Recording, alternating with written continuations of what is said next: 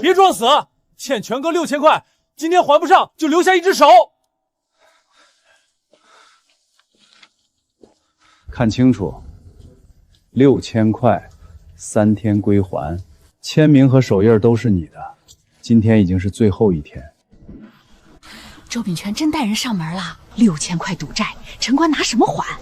他老婆昨晚都被逼跑了，还留下3个妹妹。听说陈官追出去拦人，被板凳砸得半死。村医看完都摇头了。老婆跑路，赌债6000，这是什么地方？你们又是谁？陈官，你赌博赌傻了是不是？他们是柳世奇、柳世宇和柳世晴，是你老婆的亲妹妹。我老婆，你还有脸提她？柳世涵昨晚为什么离开？你自己心里没数吗？原主也叫陈官，父母早逝，无所事事，还染上了赌博。几天前，他被人做局，不仅输光家里最后一点钱，还向周秉权借了6000块。妻子柳世涵彻底失望，昨晚连夜离开。原主追出去阻拦，争执时被板凳砸中脑袋，当场昏死。眼前的魁梧青年是原主的哥哥陈海，另外3个女孩是柳世涵留在家里的妹妹。高额赌债，老婆失踪，家徒四壁，还要照顾3个小姨子。别人穿越不是当皇帝，就是当富二代。我这一睁眼，怎么直接欠债6000？每日情报系统启动，系统每天0点刷新情报，今日情报已刷新。白色情报：平沙村东侧礁石滩后的沙地下藏有大量野生称王。白色情报：刘婶昨晚曾前往村口废弃棚屋。每日情报系统，东侧礁石滩下面有称王。认完人了吧？现在该认账了。6000块，拿钱！我现在没钱。没钱？黄毛，先断他一根手指。不要！再给我们一点时间，我们一定想办法还。有事冲陈官来，别碰他们。周秉权，你要的是钱，不是我的手。你想说什么？我现在拿不出来钱，现在强行讨债，不但1分钱都拿不到，还会留下人证。到时候事情闹到派出所，你觉得这6000块还能顺利收回来吗？你敢威胁权哥？我是在给他算账，给我7天，7天以后，我还你6500块。你多赚500，我也能保住手。这笔买卖对你没有损失。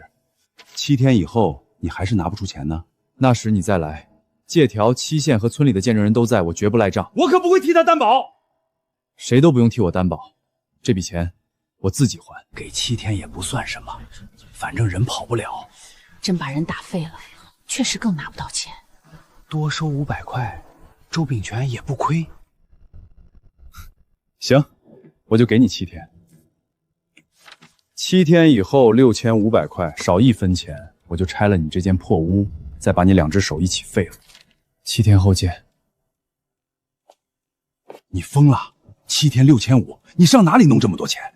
系统情报是真是假，马上就能知道。诗琪，家里有没有水桶和盐？有。你要这些做什么？挣钱还债。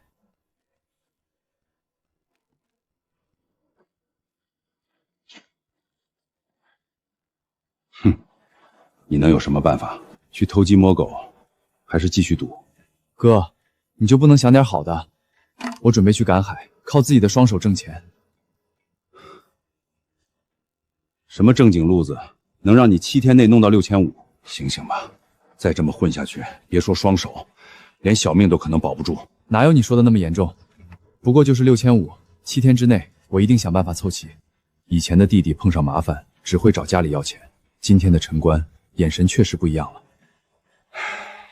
我在码头还能找人借点，凑一凑，大概能弄到2、3千，剩下的钱你自己想办法。哥，那可是你们家的钱，嫂子和淼淼还得过日子，我不能要。你还知道我们要过日子？我不是白给你，算我借你的，等你以后有钱了必须还。行，不过你先别急着借钱，给我几天时间，我先靠自己试试。我要是真筹不到，你再帮我。这钱拿着，去卫生院看看脑袋，再买点药。我还要去码头上工，没时间陪你折腾。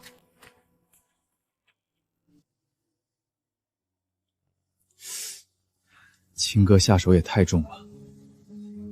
姐夫，你先擦擦水，头还疼不疼？要不去卫生院看看吧？不用，这点小伤过2天就好了。现在几点？快7点了。不好，快赶不上了。姐夫，你去哪里？赶海，趁潮水还没完全涨上来，看看能不能捡些值钱的东西。可是你才刚醒，我陪你去吧。不用，诗雨和诗静还小，家里得有人照看。我先去探探路，很快回来。验证系统情报才是眼下最重要的事情，能不能还清债，就看那片沙滩了。7天6500，他拿什么还？等着看吧，周秉权还会找上门，会找上门。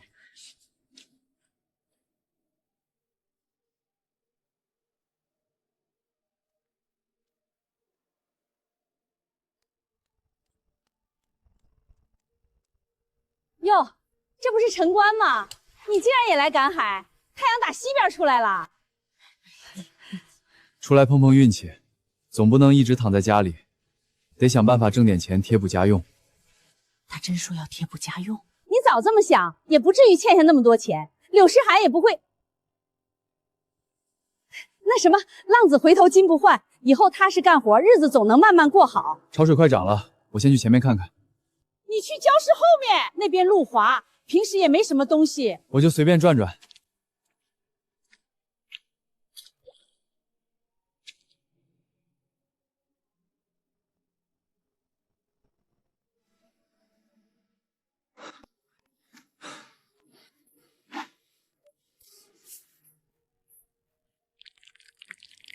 橙子王，系统给出的情报是真的。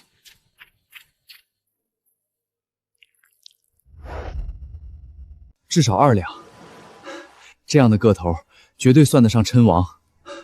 整个沙滩上少说也有几10斤，发财了。海水漫过来了，留给我的时间不多了。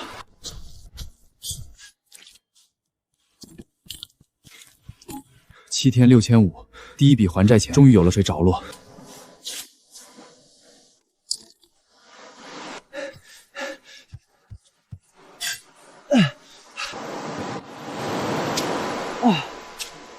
这赶海也太累了。失算了，出来太急，连口水都没带。从这里回家至少要10几分钟，一来一回，剩下的琛王恐怕全被潮水淹了。这些哪里是洞，分明全是钱，区区口渴而已，还能让钱跑了不成？留给我的时间越来越少了。二姐，大姐走了，姐夫又欠了这么多钱，咱们接下来怎么办？先留下来看看，姐夫说7天之内会把钱还上。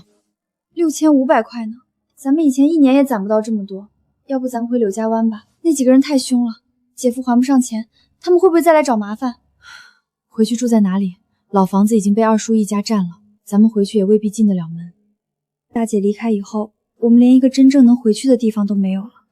可是咱们毕竟只是姐夫的小姨子，大姐都走了，她会不会迁怒咱们，把咱们也赶出去？二姐，我不要走，我也不想和你们分开。不会分开的，可我心里也没有底。以前的姐夫脾气暴躁，好吃懒做，家里的事情从来不管。今天醒来后，虽然像变了一个人，可这种变化能维持多久？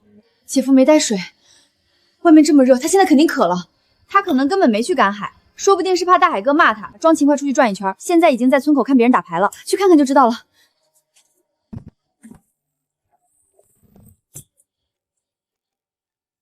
我给姐夫送水，顺便问问他准备怎么安排咱们3个。你问清楚一点，他要是真想赶咱们走，咱们也得提前想办法。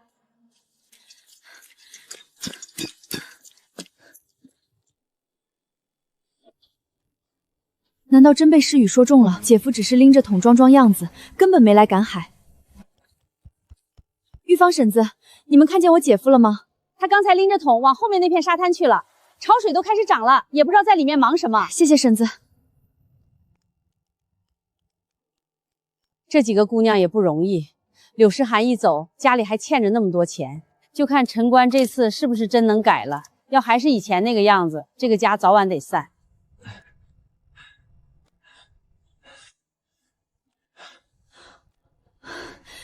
姐夫，我给你送水来了。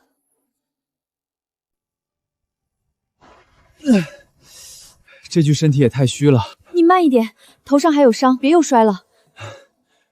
还是我家诗琪贴心。姐夫，你先喝水吧。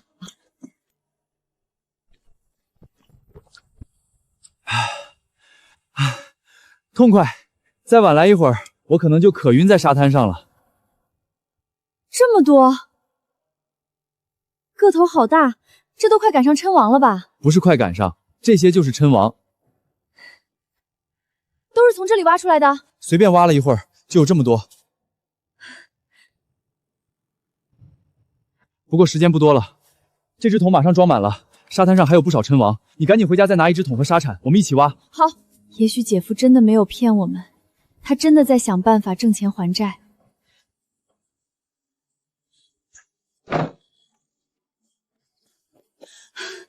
二姐，你被狗追啦？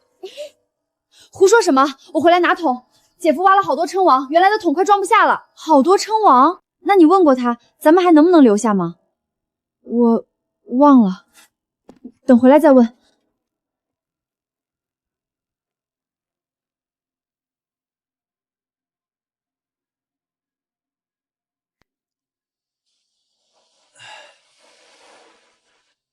差不多了，再不走，一会儿连回去的路都要被潮水淹了。我帮你提。你拿沙铲和水壶，这2桶我来。可是很重。你要是在礁石上闪了腰，我还得背你回去。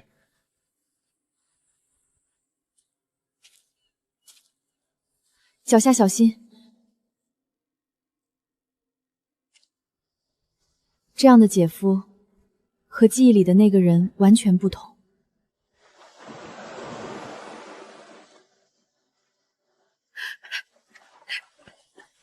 这么多，这都是你们挖的？运气好，在后面的沙滩找到一片。这么大的个头，全是称王吧？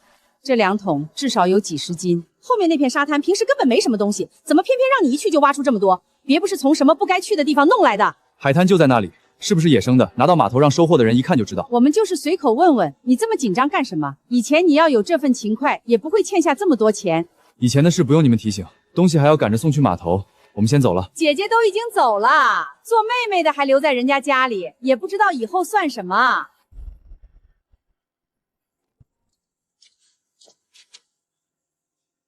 抬起头，诗琪他们住不住在我家是我们自己的事儿。柳诗涵走了，不代表我要把她3个妹妹一起赶出去。她们没有占过你们家的房子，也没吃过你们家一口饭。以后谁再拿这种话败坏他们名声，我就去找村长，当着全村人的面把事情说清楚。我们又没说什么，开个玩笑而已。让别人难堪的不是玩笑。还有，老牛家前些日子丢鸡，到底是谁家孩子喝醉后说漏了嘴？你心里应该清楚。你别乱说。是不是乱说？可以一起去找村长对质。走。姐夫，谢谢你。谢什么？他们说我的时候，你帮我说话了。你帮我送水，又陪我挖了这么久，我总不能看着别人当着我的面欺负你。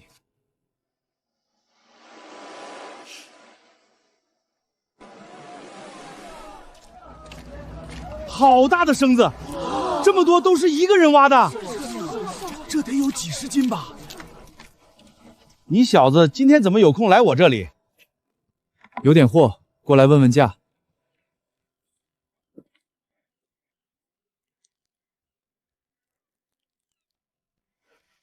还真是野生称王，最近哪来这么多野生称王？不会是养殖塘里流出来的吧？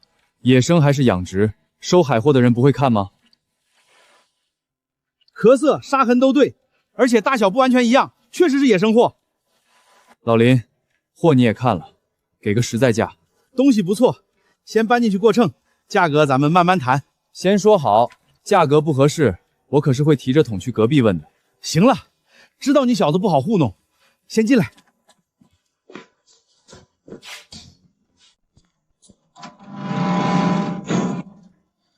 说吧，你想卖多少钱一斤？这是纯野生的成王，个头和品相你都看见了，你先说说能给多少？18块一斤。诗琪，我们去隔壁问问。哎，你小子怎么说走就走？18块已经不低了，东西收回来还要分拣运输，中间也有损耗，我总得留点利润吧？普通养殖成王的零售价都不止30块，我这2桶是野生货，最近码头上又见不到这么好的品色，你收回去不愁卖，18块太低。零售价和收购价能一样吗？最多20块。25。哪有你这么还价的？我加2块，你直接加7块。货少，你当然只能按普通价格卖。可我这里有几十斤，大小均匀，又全是活货，你一次收走，转手就能送到酒楼，25块你有的赚，我也不吃亏。行，25就25，以后再有这样的好货，得先往我这里送。价格公道，自然先找你，一袋留家里吃，一袋送给我哥。姐夫，这么大的称王一斤能卖25块，自己吃太浪费了，家里还欠着那么多钱呢。钱要还，饭也得吃，这东西是我们自己挖的，留一点给家里尝尝，不算浪费。56.3斤。一共1407块5毛，仅仅1个晚上，竟然赚了1400多块，这已经比不少码头工人1个月挣的还多。距离7天还清6500的目标，也不再像之前那样遥不可及。那5毛就算了，算你小子还有点良心。你也不差那5毛，给我凑足1408，发，听着吉利。别人都是给老板抹零，到了你这里，怎么还让我反向抹零？做生意讲究一个好彩头，咱俩以后都发财。拿钱赶紧走，下次有好货，要是敢送去别人家，我连这1块钱一起找你算账。走，先去买点米和肉。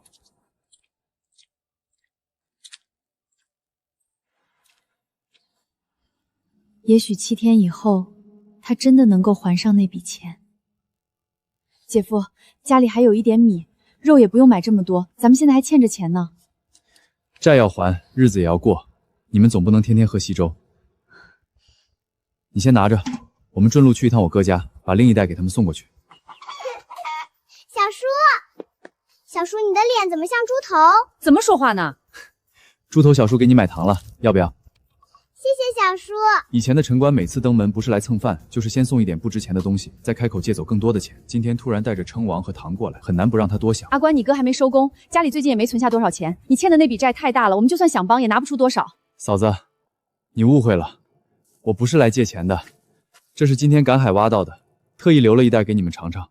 这么大的称王，拿去卖能值不少钱。你现在正等钱还债，还是拿去卖吧。我已经卖过了，剩下这些是专门留下来的。嫂子，姐夫今天挖了2大桶称王，卖了1400多块钱。1400多？他在码头附近生活多年，自然知道野生称王值钱。可他更清楚城关以前是什么样的人，一个平时连油瓶倒了都懒得扶的人，突然一个晚上挖回1000多块钱，实在让人难以相信。阿关，听说你去赶海了？运气不错，找到一片称王，除了留下来的，卖了56斤多，一共1408块。你说多少？1408。你没拿这钱再去赌吧？钱刚卖完货拿到手，诗琪全程跟着。钱是在码头老林那里卖亲王得来的，我亲眼看着过秤的。今天能挣到钱是好事儿，但你别觉得赶一次海就能天天发财。海里的东西看运气，今天有，明天未必还有。不过总比躺在家里等着债主上门强。以后我也不会再碰赌桌。这句话原来的陈光不是没有说过，可过去每次保证最多坚持几天便又会恢复原样。只是今天的陈光确实和以前不太一样，不但愿意下海干活，还知道给家里买东西，给侄女带糖，甚至拒绝了自己帮他凑钱。希望你这次说到做到。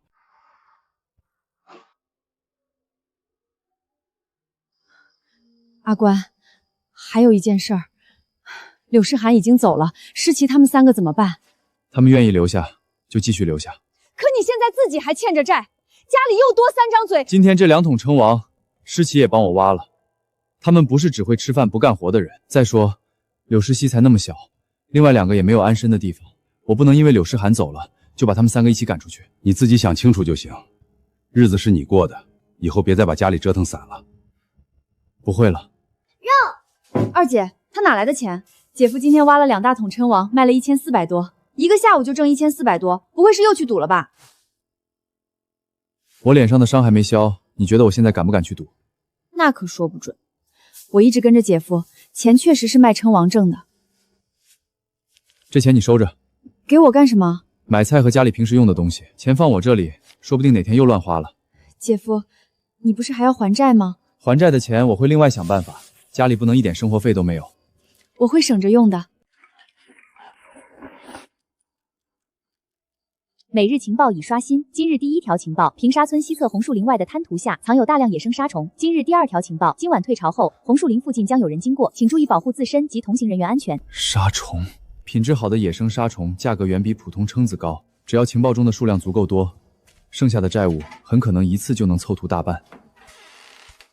姐夫，这么晚了，你要去哪儿？红树林，那里有比琛王更值钱的东西。姐夫，我跟你一起去。现在已经半夜了，红树林那边路不好走，你留在家里照顾诗雨和诗晴。就是因为半夜我才要跟着，万一你头上的伤又不舒服，身边总得有个人照应。二姐，你可得看好他，别让他嘴上说去赶海，走到半路又跟人喝酒打牌。我今天才挣回来1400多块，像是想回去赌博的人吗？以前你也不是没发过誓。行了，我陪姐夫去看看。诗雨，你在家把门关好，照顾诗玲。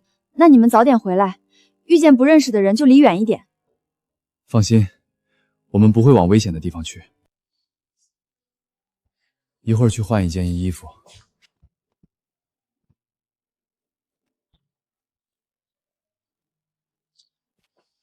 这么晚还去赶海？刚开始退潮，去红树林碰碰运气。红树林那边晚上不好走，小心脚下。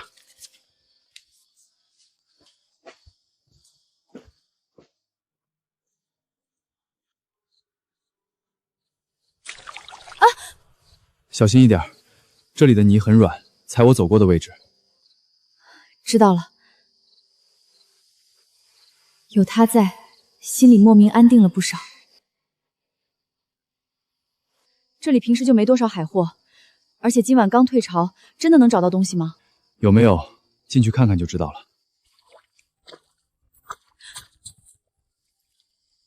怎么了？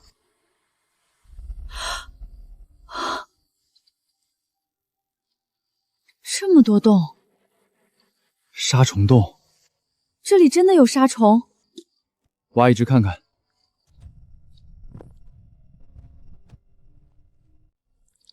还真是沙虫，洞口很多，分开挖，下铲时离洞口远一点，别把沙虫铲断了。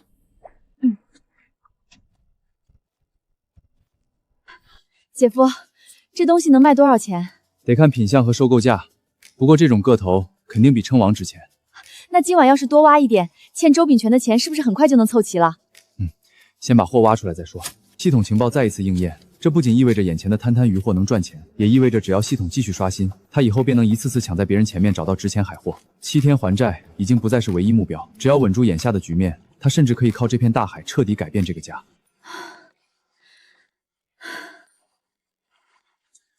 休息一会儿。我不累，后面还有那么多，停下来就少挣不少钱。把灯挪开。没想到大晚上还有这么漂亮的姑娘陪着你，你自己没钱，可以让她去陪周老大喝2杯，说几句好话，说不定周老大一高兴，还能多宽限你几天。就是，这么漂亮的姑娘跟着你半夜挖泥，多浪费啊！嘴巴放干净一点。开个玩笑而已，这么紧张干什么？我让你把灯拿开。陈官，你还真把自己当个人物了。白天周老大上门的时候，你怎么没这么横？我欠周秉权的钱我会还，但你再敢拿他开玩笑，我先收拾你。收拾我？难怪敢这么硬气，原来真让你挖到大货了。放手！你欠周老大的钱，这些东西正好拿去抵债，我替你送过去，省得你辛苦。这桶沙虫是我和诗琪一条条挖出来的，你敢动一下试试？老子今天还就动了！你敢动我？敢打黄毛哥！弄他！姐夫，小心！站远一点，几个只会仗势欺人的东西，还伤不了我。姐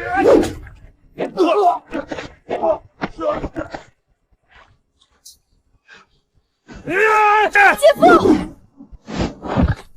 刚才若是慢上半步，这一下就不是普通打架了。有本事你今天就把我打死！等周老大知道，你们一个都别想好过。还挺有骨气。刚才拿他开玩笑是不是很有意思？抢我们的东西是不是很威风？别打了，我错了，刚才是我嘴贱，头我也不要了。向他道歉。对不起，刚才那些话都是我胡说的。我欠周秉权的钱，7天后自然会还。你们再敢抢东西，或者拿他说这种话，我就不会只抽2巴掌了。大哥，我们知道了，今天是我们不对，都是乡里乡亲的事情，别闹大了，我们现在就走。拿上你们自己的东西，滚！姐夫，你受伤了吗？没事，他们肯定会回去告诉周秉权。让他们说。周秉权本来就不会轻易放过我，现在怕也没用，先把钱挣到手。刚才吓坏了吧？开始有点怕，后来你挡在我前面，我就不怕了。那就继续挖，天快亮了，趁涨潮前把这沙虫尽量挖出来。姐夫，这些应该有几十斤了吧？这一桶差不多40斤，加上另外一桶，应该有70斤左右。那能卖多少钱？野生沙虫的价格比称王高，这种个头，只要收购商不故意压价，应该能卖到50-60块一斤。50-60？那这2桶岂不是能卖4000多？先卖出去再说，不能继续挖了。那里还有不少呢。再挖下去，别人就该发现了。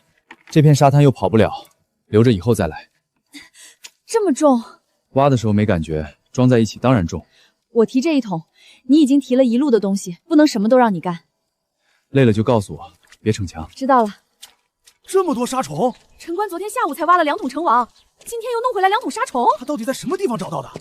阿官，好家伙，这么多野生沙虫，你们在哪片滩涂挖到的？运气好，碰巧找到一片。阿官，我最近腰有点不舒服，正好想弄点沙虫炖汤补一补。你这里这么多，给大伯装个6-7斤。可以。还是自家侄子懂事儿，给我挑那些大一点的。60块一斤，7斤就是420。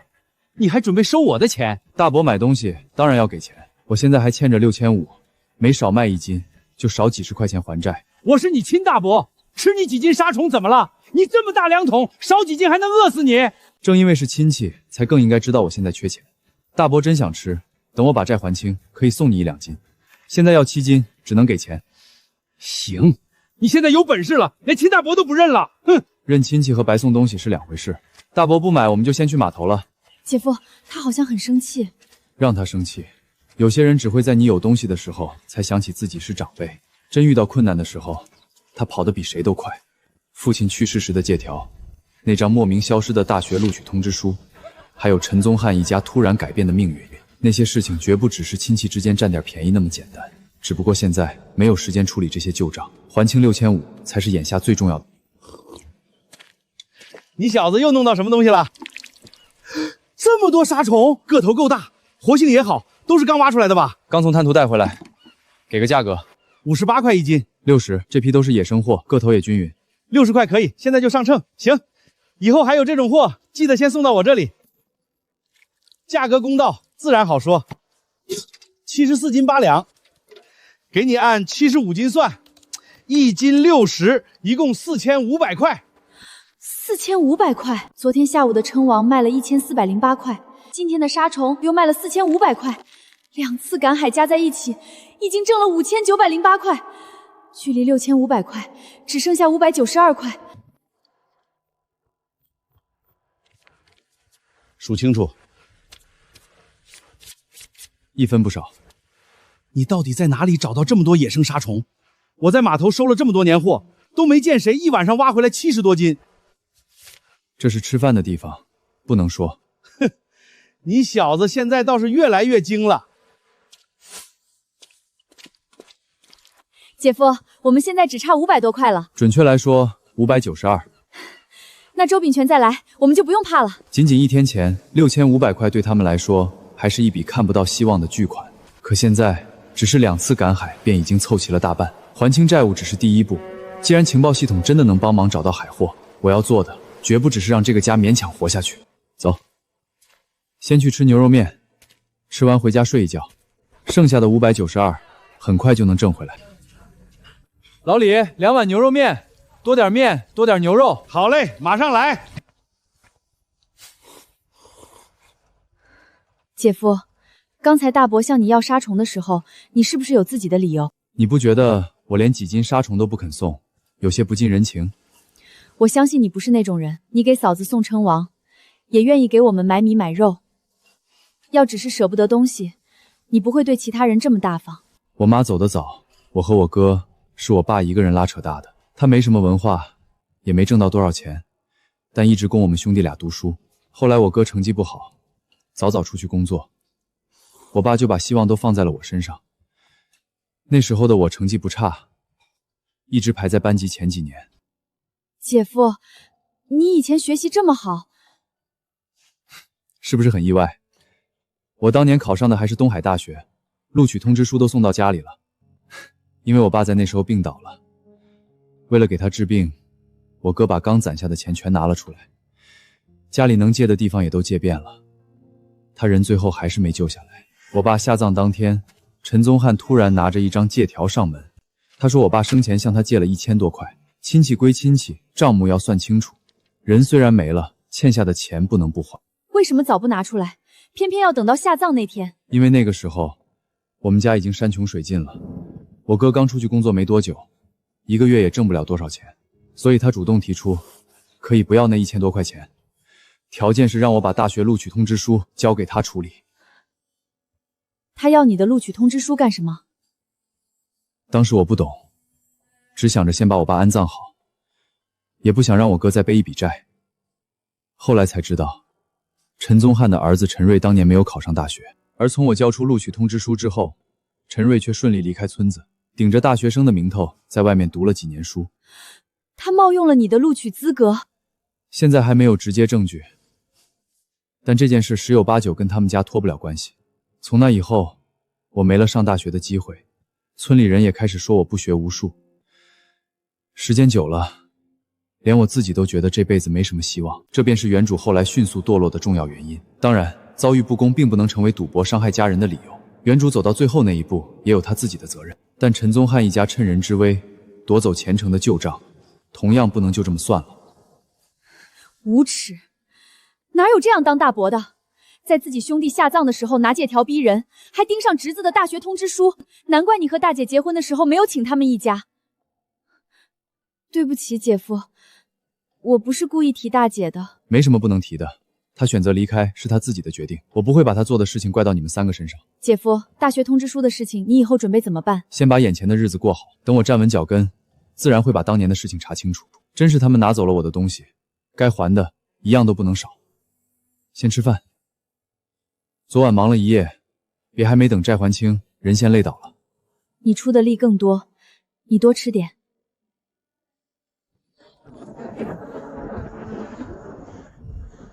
下这么大的雨，码头今天还能开工吗？吃完先回去睡觉。今天晚上看看海里还能给咱们送来什么。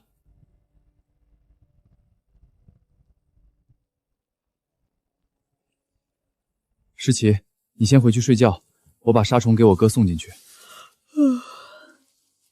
那你也早点回来。阿关，你们不是刚赶了一晚上海吗？怎么不回去休息？给你们送点杀虫，拿几条炖汤，剩下的留着炒。这么好的东西，1斤能卖不少钱。你现在还欠着债，拿去卖了多好？卖完了，总共75斤，卖了4500块。4500？你说多少？杀虫卖了4500，再加上昨天的称王，我现在手里有5908块，距离6500差592。这些杀虫真是你和诗琪挖的？诗琪跟了我一晚上，你不信我，总该信他。我就说，阿关这次和以前不太一样，真想学好，咱们做哥嫂的也不能总揪着过去不放。能靠自己挣钱是好事儿，但别因为连续2次有收获，就觉得海里的钱特别好挣。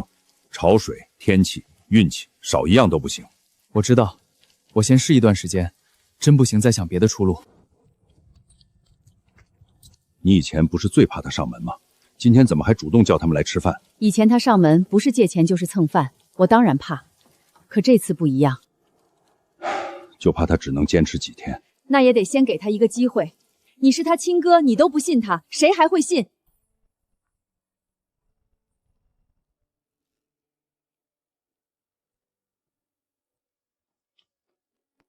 小叔，我的糖呢？没带。骗子！你早上明明答应了。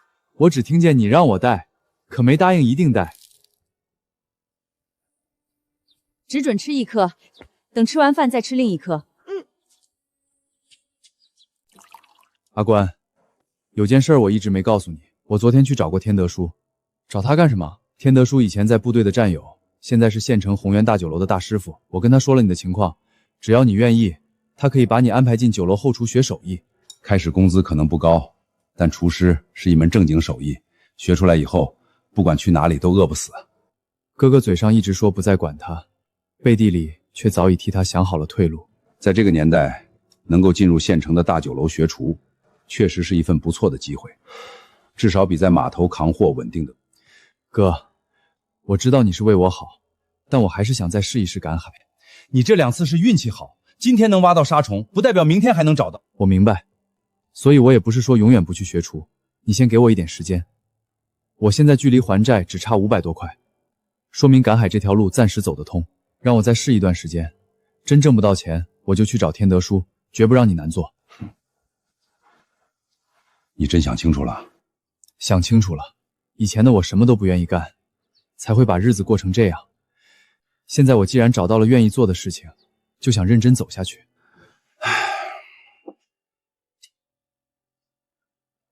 行吧，不让你碰个头破血流，你小子肯定不会死心。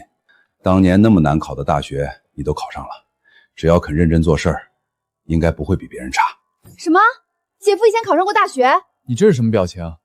搞得像我是靠作弊考上的一样。不是，主要是你以前的形象实在不像读书很厉害的人。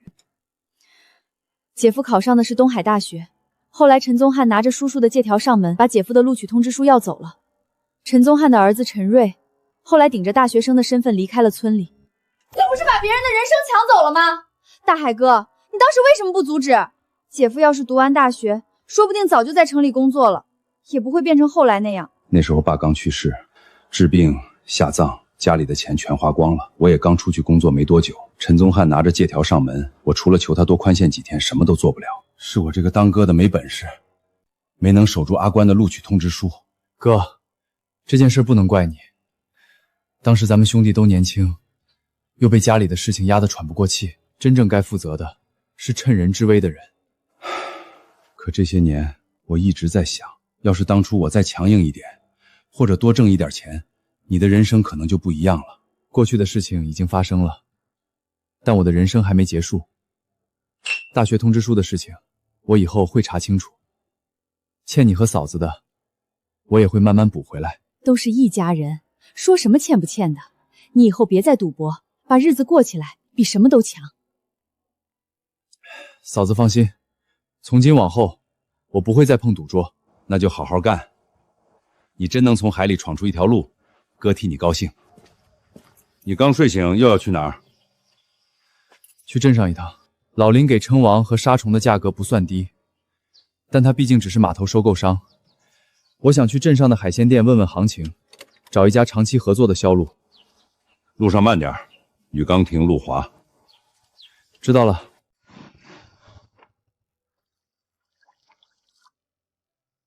买海鲜还是卖货？卖货，也想谈长期合作。我叫陈官，平沙村人，这2天挖到过50多斤称王和70多斤野生沙虫。我是老板何栋梁。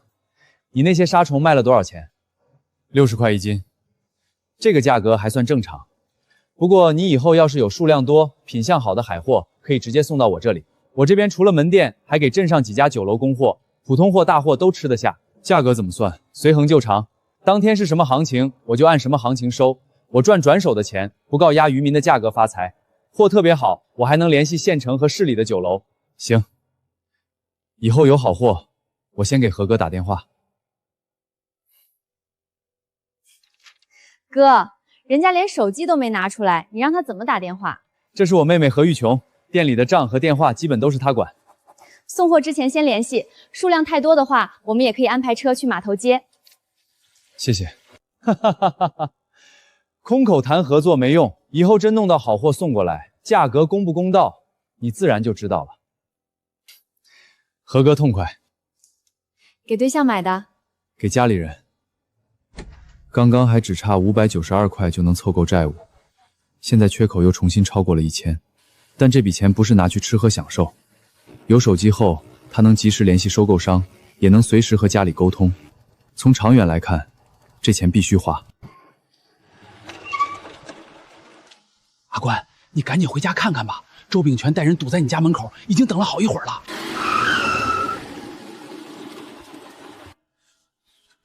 周老大，就是他！昨晚不但不把杀虫交出来，还动手打了我们。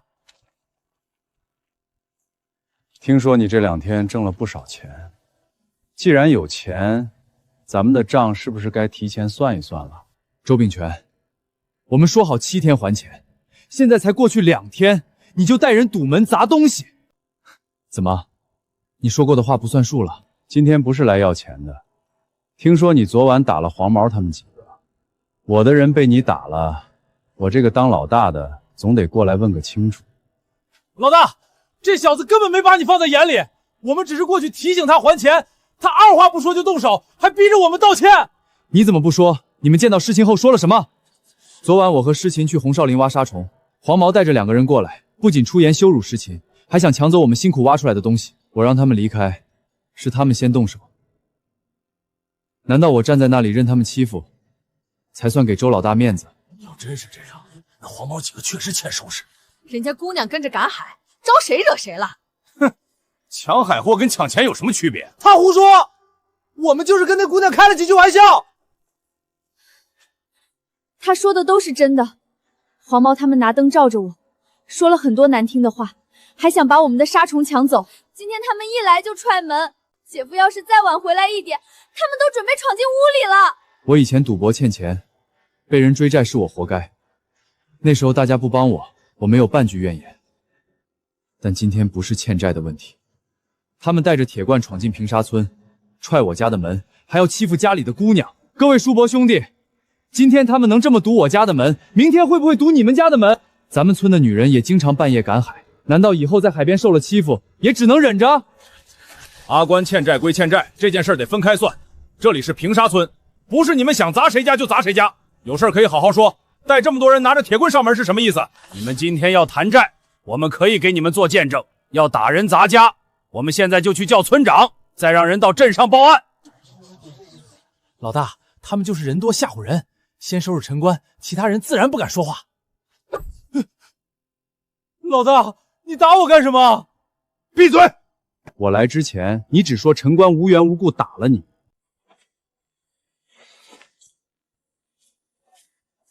没事了。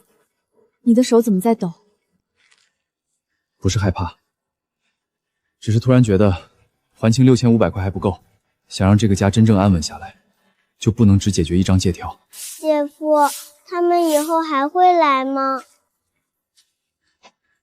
等姐夫把钱还清，他们就没有理由再来堵门了。真的？真的。周秉全今天明明不是为了要钱，就算还清了，他也不一定会放过我们。还知道分析问题，看来书没有白读。我跟你说正事儿呢。我也没开玩笑，钱要还，其他事情也得慢慢解决。不过你们不用管这些，先把自己的日子过好。给你的手机，姐夫，你去镇上就是买这个？顺便买的。以后我去赶海或者去镇上卖货，家里有事儿可以随时联系。和记海鲜的店我也存进去了，以后他们打电话找我，我不在家，你帮忙接一下。这东西太贵了，家里欠的钱还没凑齐，买手机干什么？我自己的钱够用，这不是给你一个人玩的，是家里用的。而且以后要长期卖海货，没有电话不方便。那我先替家里保管，等以后有钱了，再给诗雨也买一部。我才不稀罕手机。真不稀罕？当然。那以后有钱也不给你买了。我只是说现在不稀罕，又没说以后不要。手机暂时没有，这些先给你。你送礼物就送练习册，学生不用练习册用什么？你还不如不送。你每天上学要走多久？半个多小时，有时候碰见同村同学就坐他们的自行车。等我还完债，再挣到下一笔钱，给你买辆自行车。真的？假的？你刚才明明说真的。那得看你表现。什么表现？好好读书，少在背后叫我赌鬼。我现在已经很少这么叫你了。那就是还叫过。以前的你本来就是。聊天人关详细。陈官不再只是说自己会改变，他真的在一点点兑现承诺。明天找木匠换个结实点的门。修门用不了这么多，剩下的留着家用。手机卡里我存了一些话费，别舍不得用。每日情报已刷新。明日凌晨退潮后，平沙村北侧乱石湾将出现大量青蟹。白色情报，其中一处礁石缝内藏有一窝体型较大的野生青蟹。青蟹的价格不低，个头大的更是抢手。只要这一趟收获足够，我不仅能补上买手机花掉的钱，还能一次把6500块债务全部还清。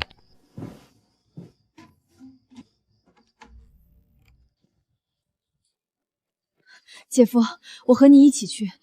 不用，你昨晚刚熬过夜，今晚在家休息。真碰到大祸，我会打电话叫人帮忙。可是你一个人……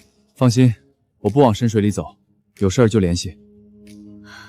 那你小心一点，早点回来。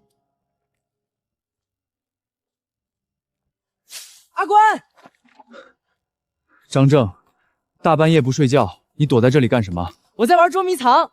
阿关，你是不是去赶海？带我一起去吧，我可以帮你提桶。带你去可以，但你必须听话，不能下水，不能乱跑。我让你做什么你就做什么，保证听话。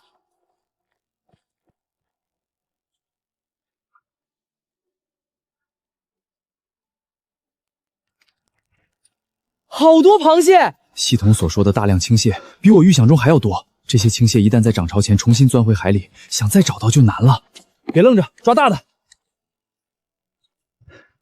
看明白了吗？会，我爸教过我绑螃蟹。那你负责这边，只抓大的，留意不要损伤蟹钳与蟹腿。好。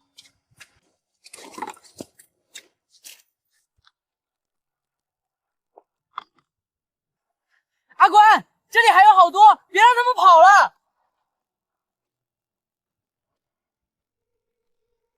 阿关，三更半夜的，你又搞什么？哥，我在东边礁石滩后面，这里有大量青蟹上岸，你马上过来，多带绳子、蛇皮袋和手电筒。很多，多的我和张正根本抓不完，你再晚一点，他们就全跑了。我马上到。张正，别玩了，趁我哥还没来，能绑多少绑多少。好。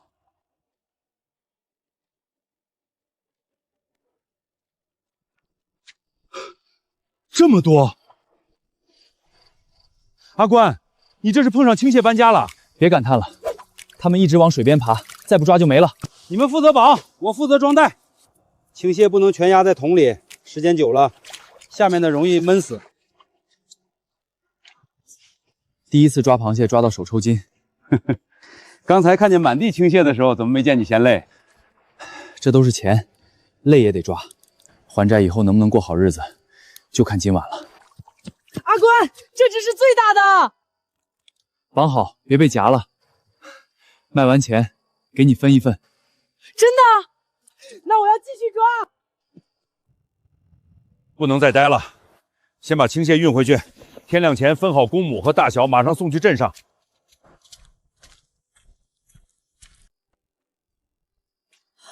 这么多青蟹，阿关，你们真的把蟹窝端了？运气好，碰上青蟹集中上岸。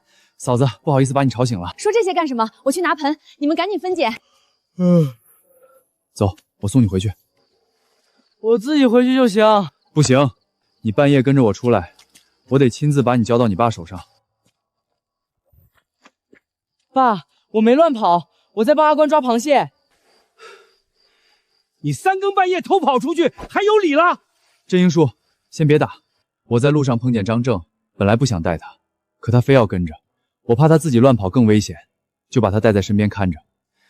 今晚他确实帮了不少忙，等货卖出去，我给他分1成。1成？阿关，你这话可当真？我不会拿这种事情骗他，不过以后你得把他看紧一点，不能再让他半夜一个人乱跑。放心，我以后一定看好他。今晚的事儿，多谢你照顾。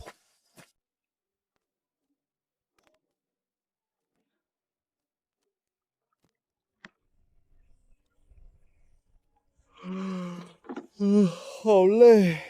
呵呵，现在知道赶海的辛苦了吧？哥，你等会儿，我们每家留2只自己尝尝。不用，这么贵的东西，嗨，你和嫂子忙活了一整晚，吃2只螃蟹而已，回头卖了钱，我还得给你分成呢。那行，我就沾沾你的光，分成就不用了，我就搭把手。先吃点东西再走。哥，你们补觉吧。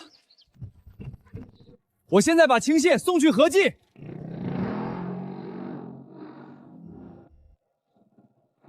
阿关，这么早去哪儿？家里翻出几袋破烂，送到镇上废品厂卖掉。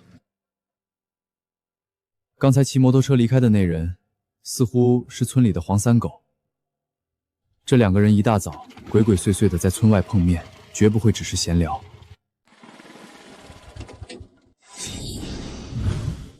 陈官，你昨天才来谈好合作，今天就送货了？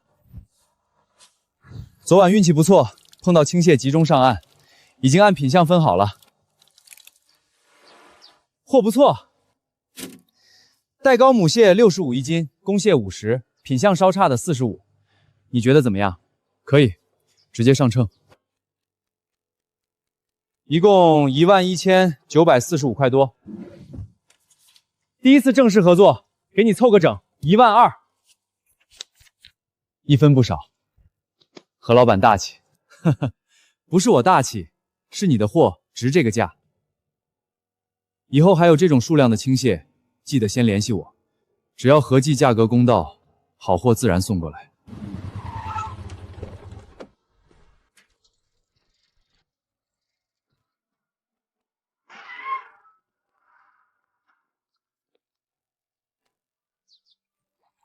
这都是卖青蟹的钱，总共12000，带膏母蟹65，公蟹50，品相一般的45。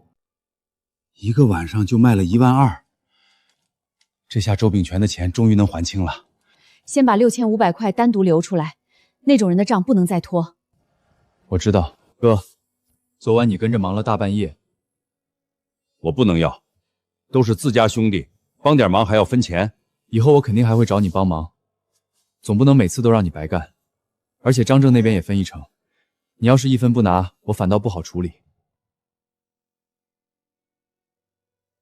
这次我拿，以后真要长期一起干，咱们提前把规矩说清楚。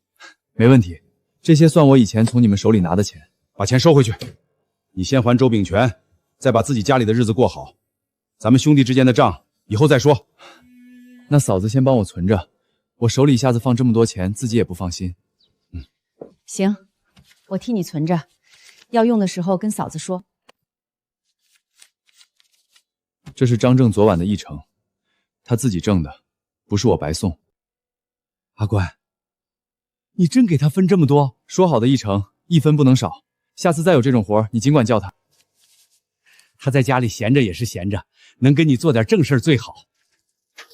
姐夫，这是给谁的？给你三姐上学用的。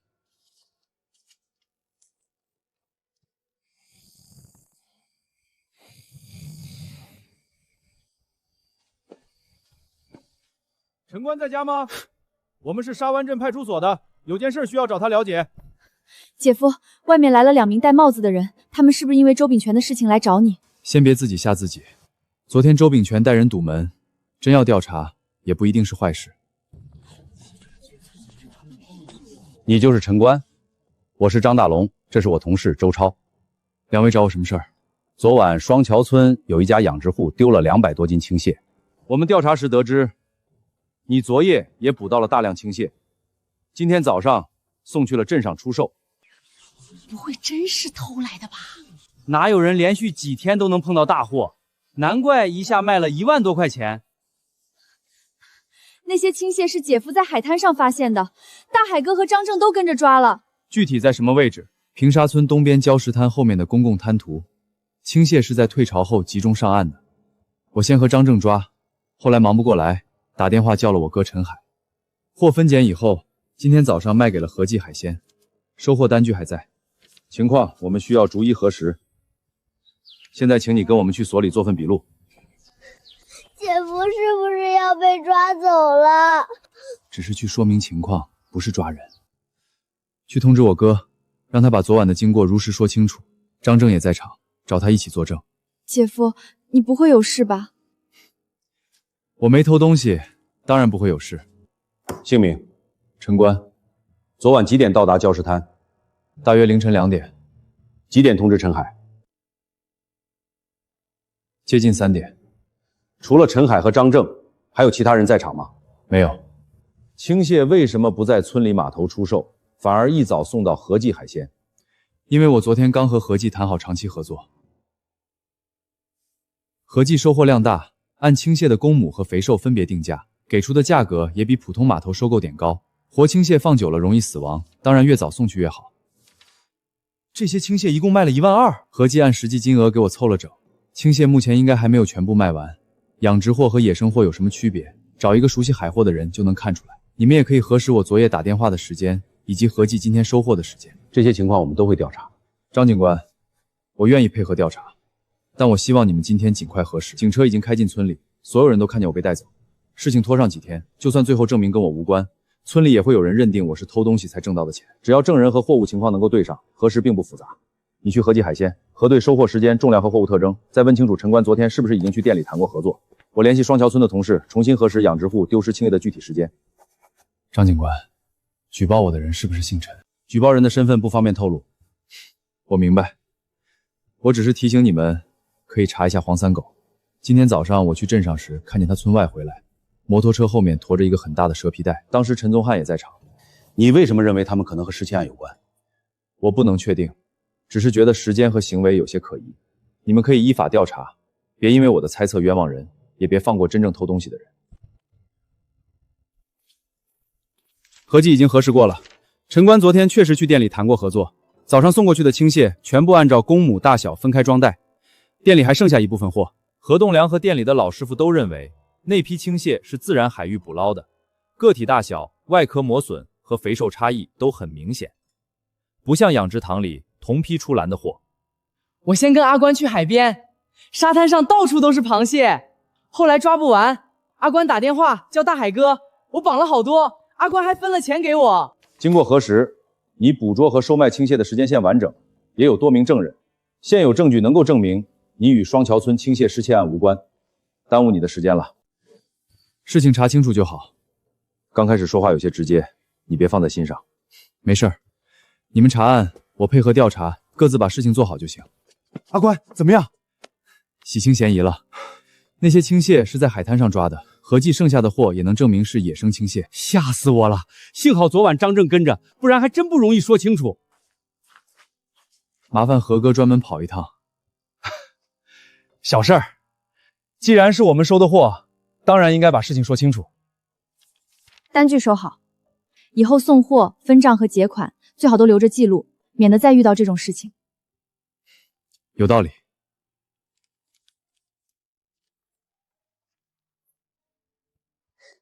姐夫，他们说你偷了很多螃蟹，要被枪毙了。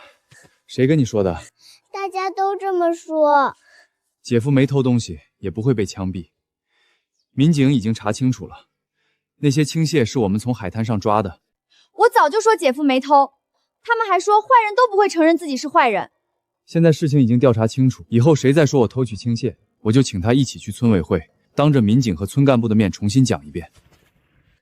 姐夫，到底是谁举报的？派出所没有透露姓名，不过这件事和陈宗翰恐怕脱不了关系。又是他！现在还只是猜测，真正偷青蟹的人，警察会继续调查。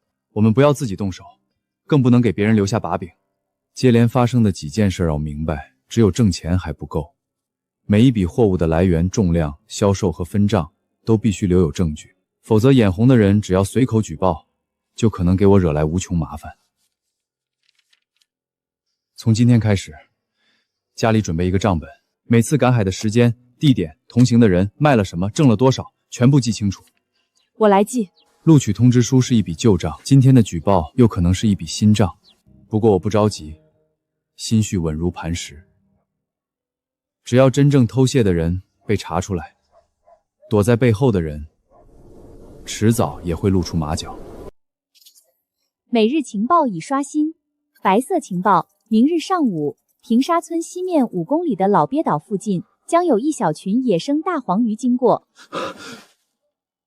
野生大黄鱼，如今近海的大黄鱼越少，个头稍大一些的价格便十分可贵。若能在鱼群离开前下网，收获很可能比前几次加起来还高。和记海鲜老板何栋梁计划举家搬往襄城，近期准备出售和记海鲜。老鳖岛距离平沙村足有5公里，没有船，他连那片海域都到不了。至于和记海鲜准备出售的消息，同样暂时无法利用。和记不只有门店，还有后面的院子、水池和地皮，少说也值几十万。以我现在的家底，连零头都拿不出来。真正摆在他面前的问题，还是船。德发叔，今天能不能租你的船用半天？我给船费，油钱也算我的。不行，我今天得去收地笼，路线都是提前定好的。船借给你，我这一船的地笼怎么办？我的船下午有镇上的客人包了，人家几天前就付了定金，临时改不了。快走吧，走吧。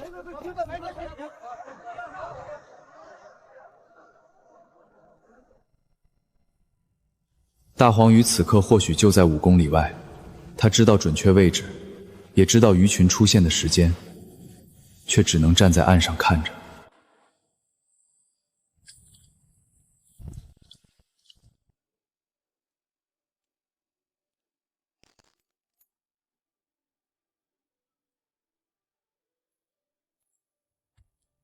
姐夫，今天没有找到大货吗？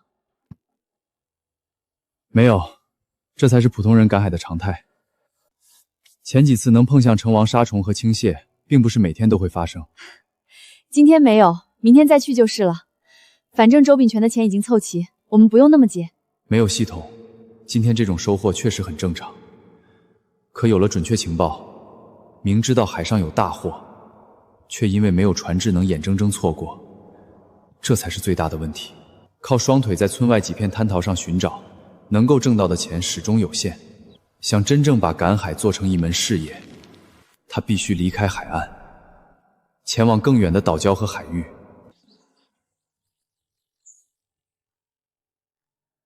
每日情报已刷新，白色情报：明日上午，平沙村西面3公里的马蹄岛附近将出现海参和石斑。白色情报：黄三狗与陈宗翰计划数日后再次前往锦江村附近偷捕养殖青蟹。又是必须乘船才能到达的位置。大黄鱼已经错过了，要是连马蹄岛上的海参和石斑也只能看着，他以后得到再多海上情报都没有意义。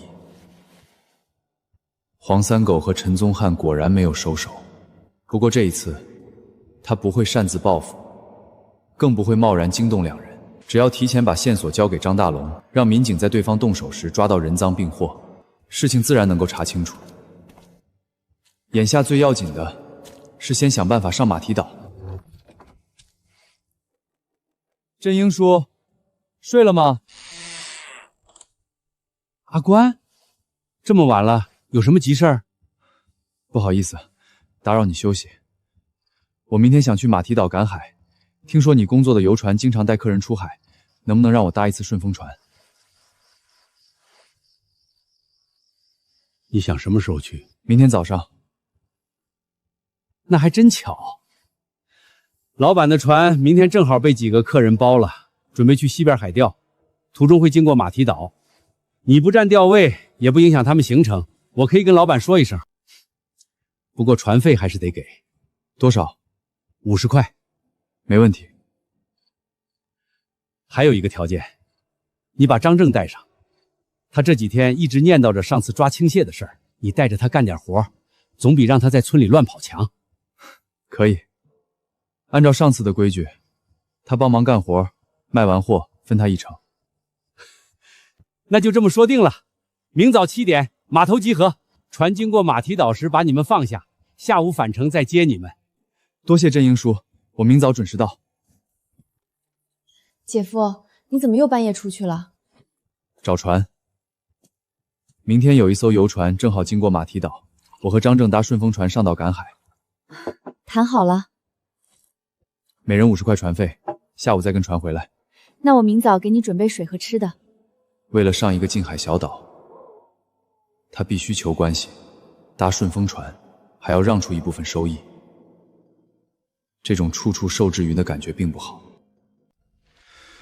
先搭这一次，等再挣几笔钱，我一定买条自己的船。明早7点，那将是他来到这个世界后第一次真正乘船出海。阿关，我们真的要坐船去岛上？真的。不过上岛以后必须听话，不能独自下水，也不能靠近悬崖。我都听你的。阿关，这边，老板已经同意带你们了。船上的客人要去西面海钓，路上先把你们送到马蹄岛，下午回来再接。先说好，下午4点之前必须回到下船的位置，我们不能为了等你们耽误客人的行程。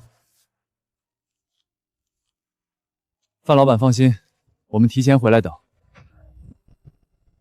小兄弟，你们上马蹄岛赶海？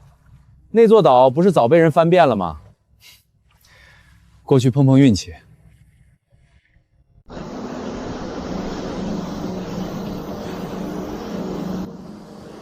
阿关，船怎么一直摇？晕船了？没有。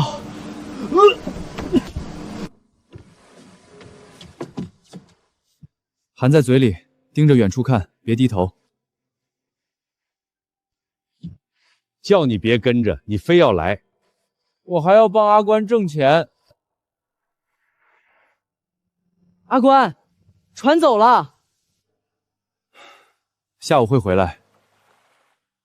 系统只提示马蹄岛附近有海参和石斑，却没有标明具体位置。我们不在这里找吗？外滩经常有人来，真有好货也早被捡走了。往背风面走，那里的礁石缝和潮池更多。就在这一带找。阿关，这里有一条黑色的虫。不是虫，是海参。这东西值钱吗？品相好的鲜海参1斤能卖上100块。那我们多捡一点。好重，保守估计有40-50斤。这一趟船费已经挣回来了。能卖很多钱吗？卖完以后少不了你的那一份。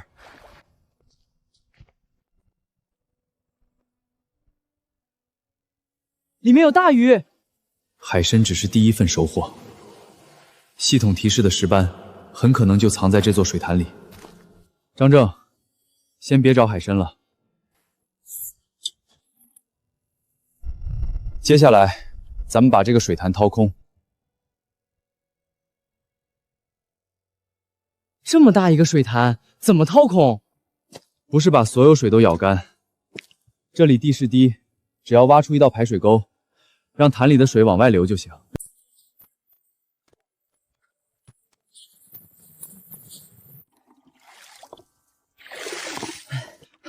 阿关，那条鱼会不会顺水跑掉？沟太浅，它过不去。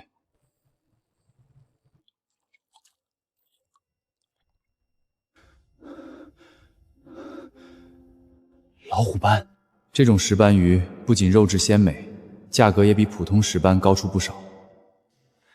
而且眼前这条至少有7-8斤重，属于难得的大货。我去抓！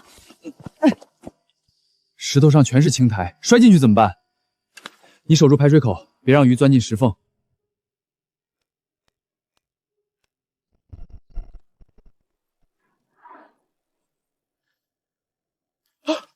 往你那边去了！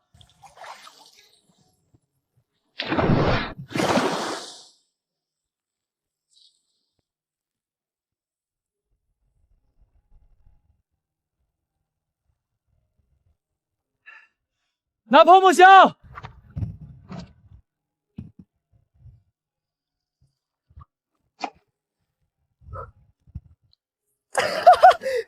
抓到了！这条肯定比青蟹还值钱。先别急着高兴，潭里还有东西。岛上的水潭，先搬上船，别把鱼折腾死了。这些全是岛上抓的。运气好，碰到一个退筹水潭。你小子这一趟赚的不少。早知道马蹄岛还有这么多货，我都想停船上去转一圈了。岛那么大，不熟悉潮水和地形，转一天也未必找得到。这次只是搭了一次顺风船，便找到了几十斤海参和一条大老虎斑。海上的机会确实远比岸边更多，可越是如此，他越清楚拥有一艘自己渔船的重要性。租船搭船只能应急，想真正利用每日情报，必须掌握自己的出海时间和路线。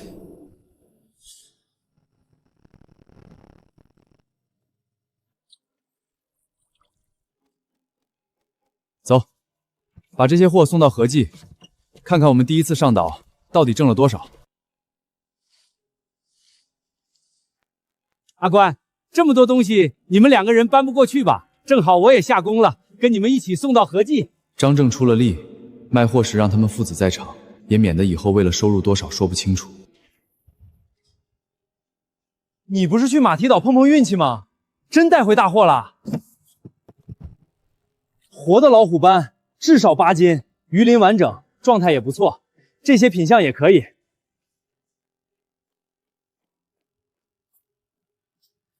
陈官，你们在岛上抓到的？在退耕水塘里找到的，还有2桶海参，先上秤吧，别把鱼折腾死了。大海参11200，小海参4256，海参一共15456元。老虎斑3024，3条小石斑3000，加起来6024元，总共22080元。22080，你数清楚，一分不少。以后再碰到这种活鱼，提前给我打电话，我可以准备增氧箱，免得路上死掉影响价格。行，合格的价格公道，有好货自然先送合记。每样货的重量和单价都写清楚了，上次不是说要记账吗？这张也别弄丢了。知道了。阿关，先别急着走。还有什么事？咱们是不是该把账分一下了？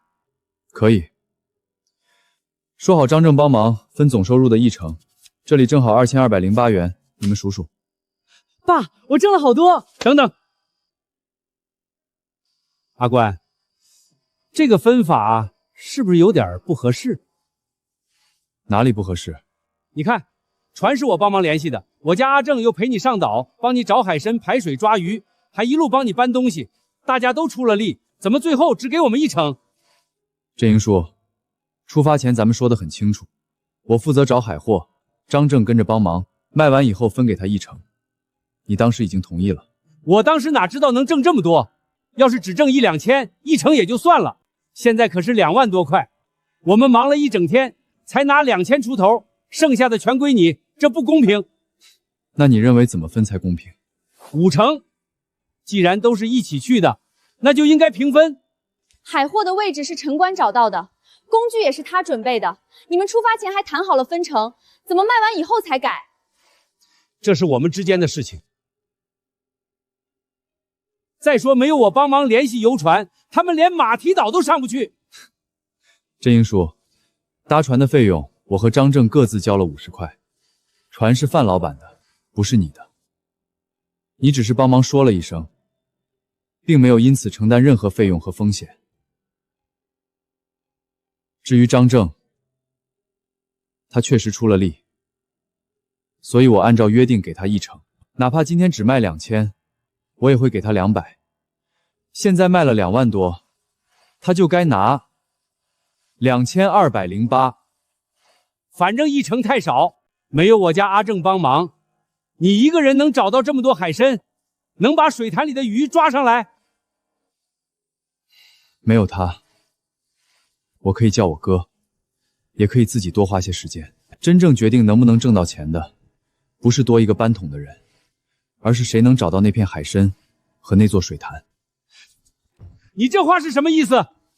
用完人就不认了？今天不给5成，以后你别想让我再帮忙联系船，张正也不会再跟你赶海。爸，我还想跟阿关去。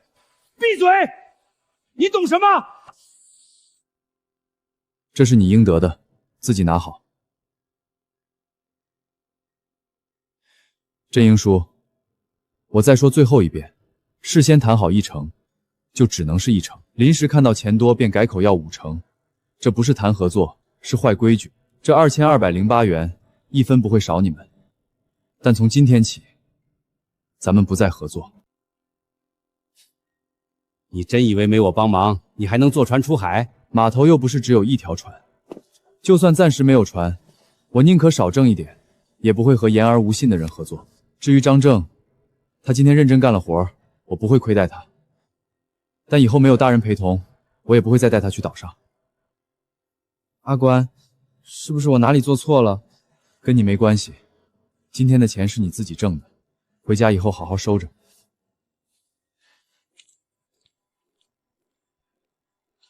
陈官，你别后悔，下次有船你也别来求我。放心，我以后就算求人，也不会再求到你门上。临时搭伙，哪怕提前说好分成，看到巨额收入后，也可能有人反悔。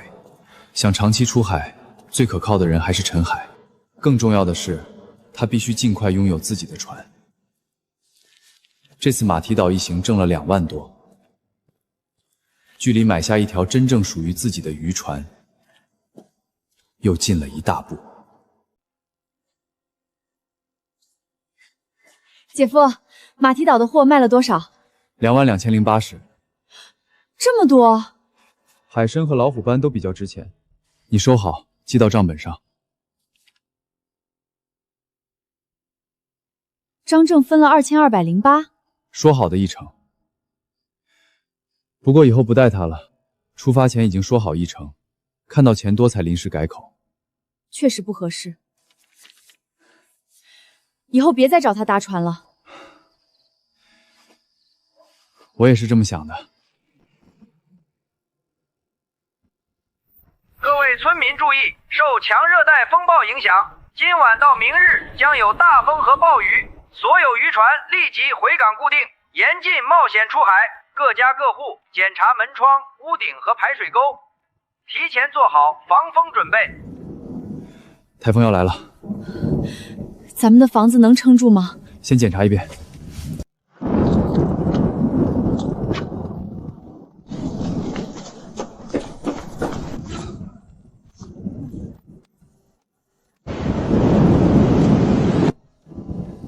听说陈官赚了2万多，就给张家2000块。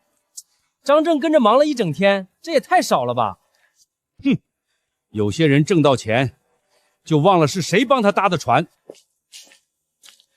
振英叔，船费是我自己付的，分成也是出发前说好的1成。你看到收入高，临时改口要5成，这件事放到哪里说，都是你没理。没有我，你连岛都上不去。所以你介绍船的情分，我记着。但情分不能临时变成1万多块钱，2208元已经按照约定全部结清。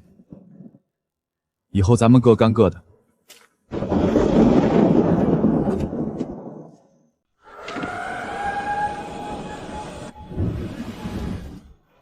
阿关，风越来越大，你来这里干什么？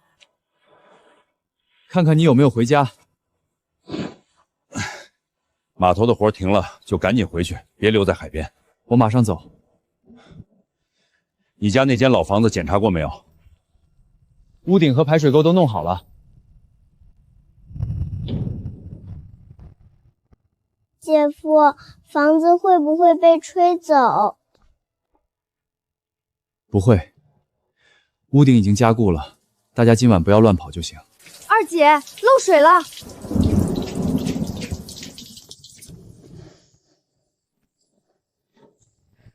今晚别住这间屋了，诗雨和诗晴还有诗琪去我的房间睡，我把漏水的位置看着。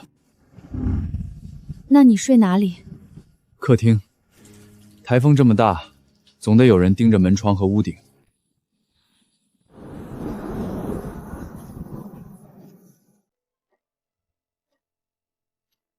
每日情报已刷新，白色情报：台风减弱，海浪回路后的第一轮退潮，将有大量海产被潮水带到平沙村东侧礁石滩，其中包括海参、青蟹以及一条被困在礁石水洼中的大型老虎斑。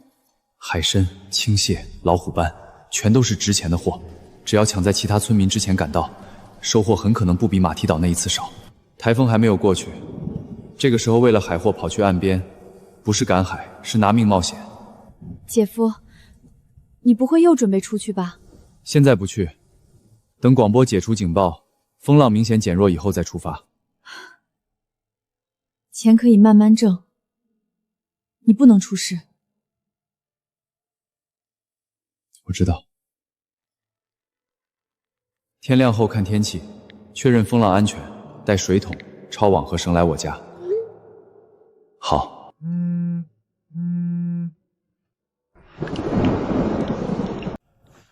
张警官，周秉全带绝10来个人冒着台风往盐虾村方向去了，我怀疑他们在废弃码头有活动。你现在在哪里？家里。待在家里，不要跟过去。盐条村的废弃码头，我们最近确实收到过线索，你要是擅自接近，很容易出事。我知道。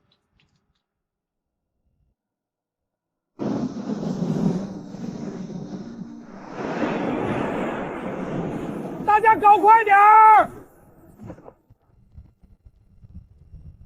浪越来越大，翻完马上走。老大，这种天气会不会出事？就是这种天气才没人出来，动作快一点。今晚的货多，翻完每人加100块。警察，所有人停止搬运，站在原地。别乱，东西都不要了，先走。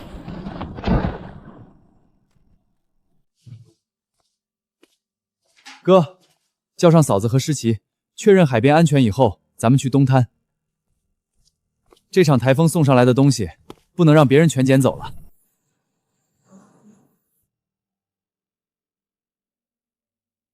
东西我已经准备好了。你也要去？当然，昨晚你守了一夜，还冒雨去盐田村附近查看情况，根本没有好好休息。我不跟着，谁知道你会不会一看到大祸就不要命的往前冲？广播已经解除台风警报了，我也说了要先确认风浪安全。你上次也是这么说的，结果我一转身，你就跑去盐田村了。那是去给警方提供线索。反正你有前科。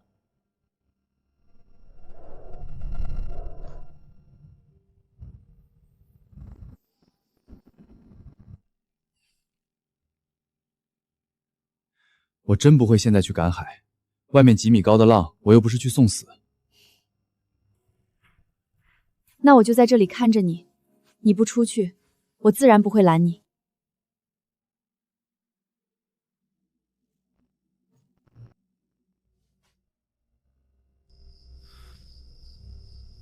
去可以，但必须跟在我和我哥身边，危险的礁石不准爬，水深的地方不准下。我听你的。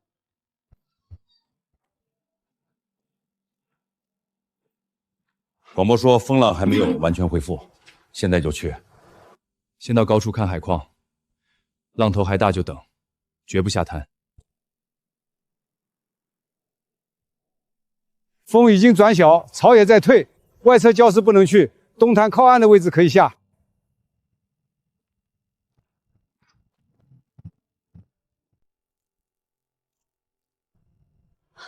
真有东西，先抓青蟹。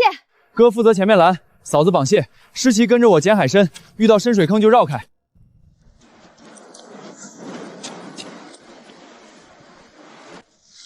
诗琪，这里。这么大，台风把深水区的东西卷上来了，这只是外围，真正的大货还在礁石滩里面。快点，阿关他们已经捡上了。去前面的礁石，别让好东西都被他们拿走。人越来越多了，咱们要不要往前赶？不能乱，越是抢东西，越容易有人只顾低头，不看潮水和脚下。咱们只拿安全区域里的货，那才是今天价值最高的收获。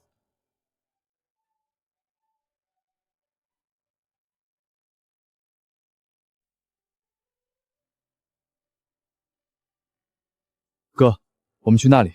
那边全是被冲上来的树枝，能有什么东西？台风带上岸的海货，最容易被杂物困住。过去看看，不行再回来。先等等，怎么了？那边好像有东西在动。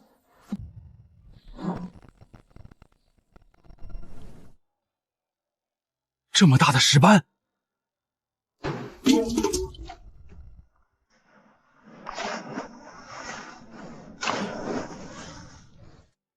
哥，堵住水洼另一边。诗琪和嫂子退到高处。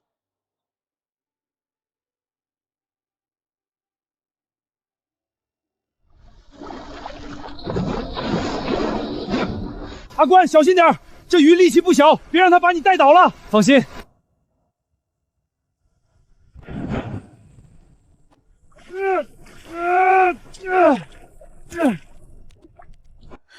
姐夫，快装进去！不能装蛇皮袋，容易把鱼闷死。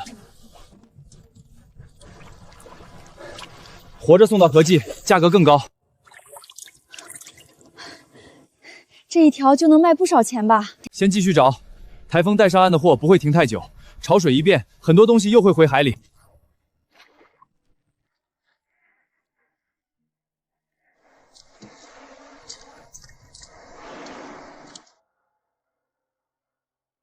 太小的放回去，能卖钱也不能连苗子都捡干净。知道了。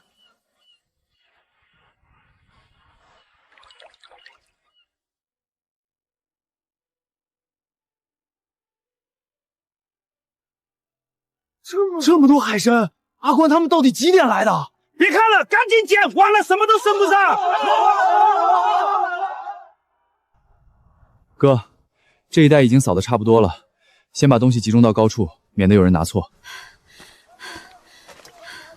你和嫂子留在这儿看货，我跟哥去前面最后转一圈。我还能继续。不是不让你干，现在这么多人，几袋货没人看着不放心。你把海参换一次水，再检查轻蟹有没有松绑，比跟着我们乱跑更重要。那你们别去太远。阿关、阿海，你们在下面干什么？这么多大货！我的老天爷，这条鱼得有10几斤吧？你们这是捡钱啊！别看了，再看，连小螺都让人捡完了。我去拿蛇皮袋。东边已经被我们扫过了，去西侧红树林附近找。台风把海草卷上来，底下很可能压着青蟹和海参。买一些蛇皮袋，给你。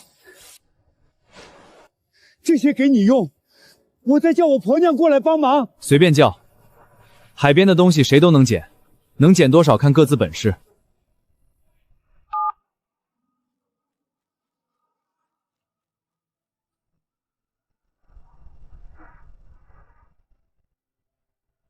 再待下去，估计一会儿连下脚的地方都没有。再扫最后一段，那里被风浪冲上来的东西最多，趁他们还没反应过来，咱们过去。秀英，快点儿！今天不是赶海，是满地捡钱。喂，那边！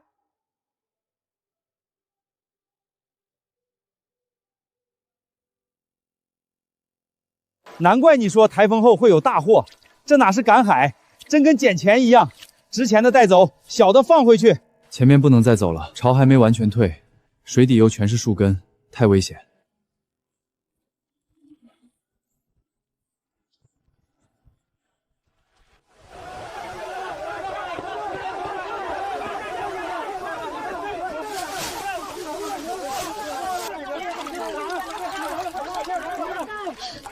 拿了，这些都是我们刚才捡回来的。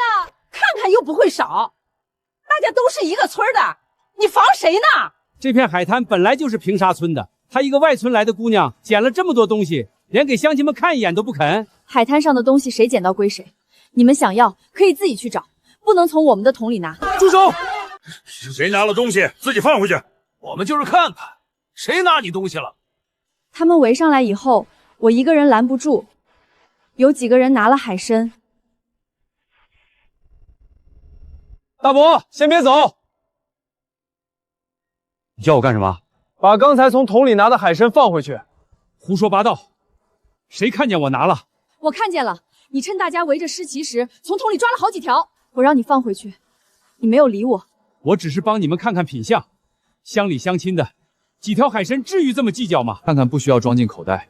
刚才这里人多，谁拿了什么一时可能说不清。现在我把话说在前面，主动放回去，这件事就到这里。继续不承认，我就找村干部过来，再报警核对数量和现场证人。我真是拿起来看看，这不就放回去了吗？我是你亲大伯，拿几条海参怎么了？正因为你是我大伯，刚才尸气被人围住时，你更应该帮忙。可你不但没有拦人，反而带头拿东西，亲戚关系不是你随便占便宜的理由。大伯，把东西还回来。现在东西放回去，大家都留点脸面。谁稀罕你们这些东西？我就是替你们保管一下。慢着，捡起来，检查有没有摔坏，再放进海水里。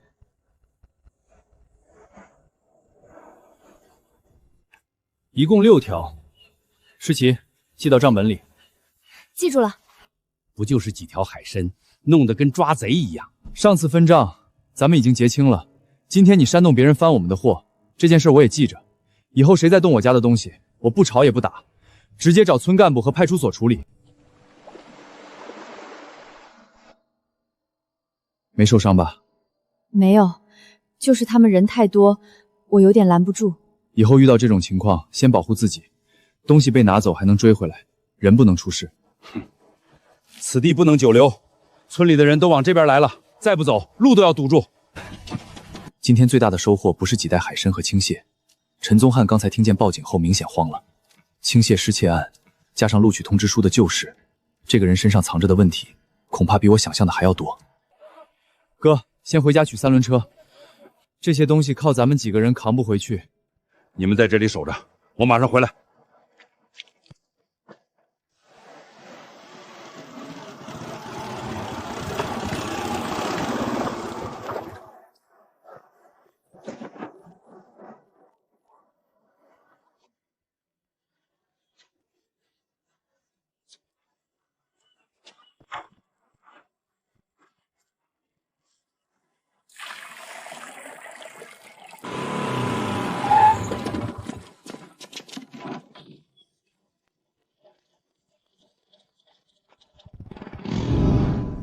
你们把整片海滩搬回来了。少说话，过来帮忙。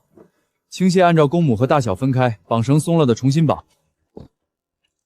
这个我会。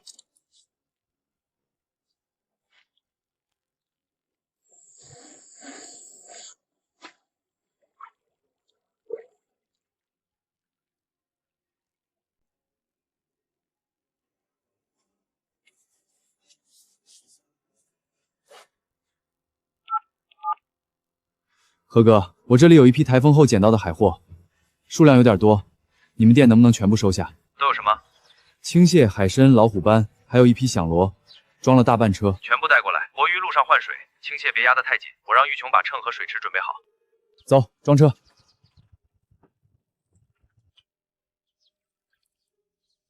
这么大的海参也留下？一家人忙了半天，总不能自己一口都吃不到。挣钱是为了过日子，不是为了天天盯着钱不敢花。你现在是有钱了，口气也大了。等会儿知道能卖多少，你的口气比我还大。你说数量多，我以为最多也就100来斤，你这是把台风送上岸的东西全包圆了？哪有那么夸张？村里几十号人一起捡，我们只是去得早，拿到的好货多一些。这么大的老虎斑还活着，品相也完整。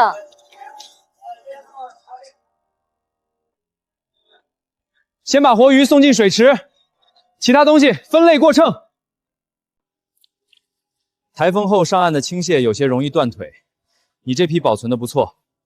按照不同品相计算，青蟹一共13925元。这2条我要送给市里的老客户，价格可以给高一点，共计15606元。这才算了2样，就快3万了。最值钱的海参还没算呢。5两以上的特级大海参，800元一斤。早知道家里那几条也不留了，留都留下了，今晚你少吃一口。那怎么行？留下的东西也不能浪费。青蟹13925，老虎斑15606，海参22522，响螺1560，全部加起来53613元。是不是算错了？我已经核过2遍，每项重量、单价和金额都在单据上，1分没错。这批货数量大，品相又好，尤其是特级海参和几条活老虎斑，本来就值钱。阿关，你到底怎么知道哪里有这么多海货？台风之后，海流会把深水区的东西卷到岸边，我只是比别人早到，又挑对了位置。这次能捡到，不代表每次都有，只要钱来路清白就行。数清楚。何哥，账没问题。以后这么大的货，最好提前打电话，我也好提前联系饭店和外地客户。合计吃得下，我自然先送这里。5万多，咱们以前想都不敢想。这还只是靠双腿在岸边捡，要是有自己的船，能去更远的岛礁和海域，挣到的只会更多。你真打算买船？不是打算，是一定要买，把房顶修好，把该处理的账处理清楚，剩下的钱全部攒起来。下一步，咱们买船出海。阿关，你真准备靠赶海一直干下去？不是只靠赶海，岸边能捡到的东西有限。有船以后，咱们去近海下地笼放延绳钓，去平时到不了的岛礁，收入不一定每次都有5万，但路子肯定比守着滩渡多。想法没错，可买船不是小事。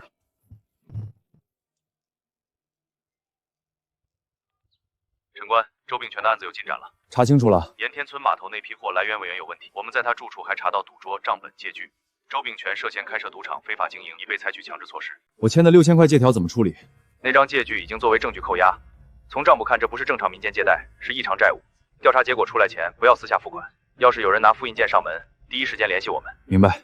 终于不用担心有人拿着借据堵门威胁家里的3个姑娘了。还有一件事，你提供的黄三狗和陈宗翰的线索正在核实，双桥村案没接，暂时不要惊动他们。有新发现直接联系我们。我该提供的线索我提供，剩下的交给你们。是派出所打来的。周秉权被依法控制了，那张借据作为证据扣押了。那6500块不用还了？最终怎么处理等调查结果，但以后不会有人拿借条堵咱们家门了。坏人以后不来了。不来了。那之前流出来的6500块怎么办？继续存着。修屋顶需要钱，买船更需要钱。你先别高兴得太早，能正常出近海的船比你想象中贵。哥，你以前在船上干过，给我仔细说说。10米左右小船，船壳加发动机就20多万，回来还要加导航、救生、通讯、做活水舱，加上渔具、油料和手续，全部弄下来接近30万。30万？咱们今天才挣了5万多，差的也太远了。新船买不起，可以先看二手船。二手船便宜，但船况差很大，发动机有毛病，修起来是无底洞，证件手续必须查清。贪便宜买烂船等于买废木头。那就找懂行的人一起看，先确定需要什么样的船，再去码头问价格。你手里现在有多少钱？接近7万。买船不是明天就付款，先了解行情，同时攒钱。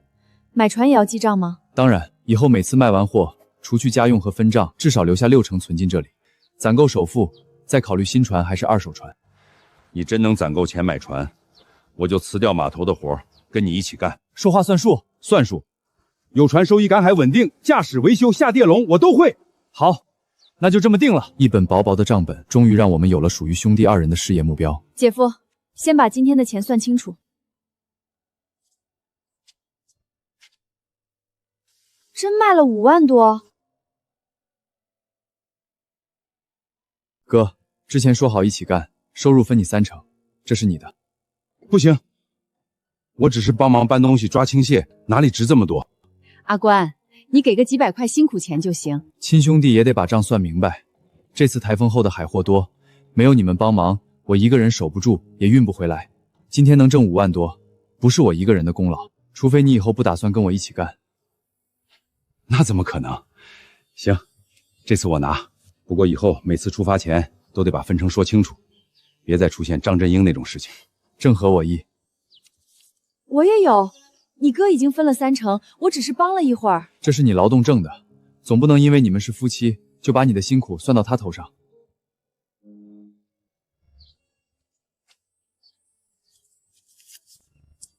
才10块。你分了几只青蟹？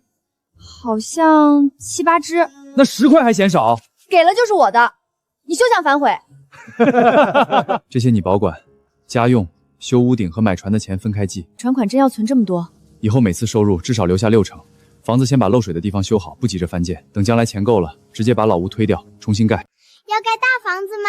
盖2层，每个人都有自己的房间，院子里再搭个葡萄架。船还没买到，就开始想新房子了。人总得有点目标，先买船挣钱，再盖房子。老拐说的那条船不一定适合咱们，二手船不能只看便宜，发动机、船体、证件和手续都得查清楚，所以才需要你去看。哥，你以前做过船员，也懂发动机，咱们先去看看，不合适就不买。你真决定了？决定了，只靠岸边赶海，挣再多也是碰运气。有自己的船，才能自己安排时间和路线。以后你负责开船和设备，我负责找地方，联系销路。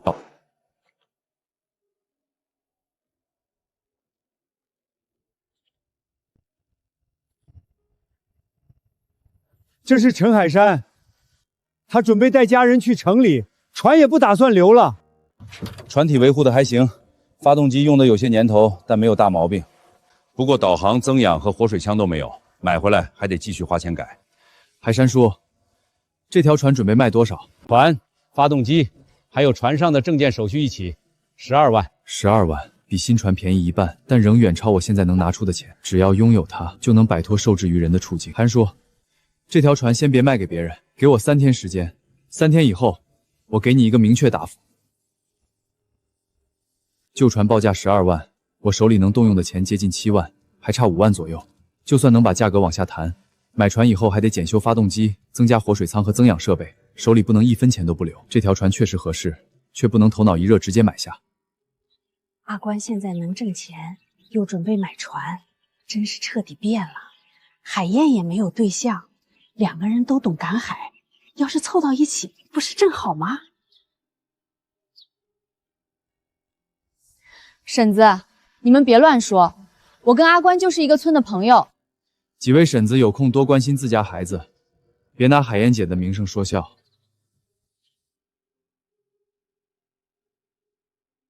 听说你准备买船，看中了一条旧船，不过钱还差不少，得再考虑。买船确实不能着急，我今天正准备去北边礁石滩看看，台风过后那边一直没人仔细搜过，你去不去？系统提示：白色情报，平沙村北侧礁石群的低潮洞穴内藏着一批野生小青龙。去。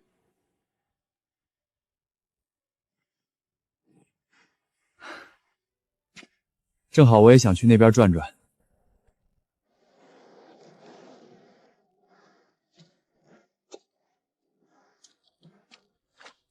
外面的水洼还没看呢，这边经常有人来。真有大货，也轮不到咱们。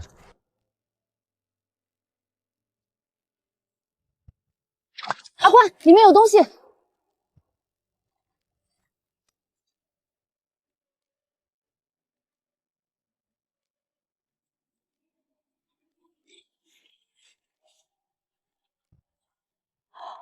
小青龙，个头还不小。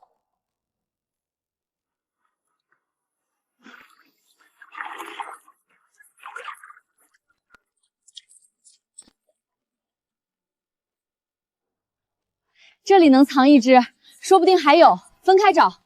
看见触须先堵出口，别硬往外拽，容易把虾腿弄断。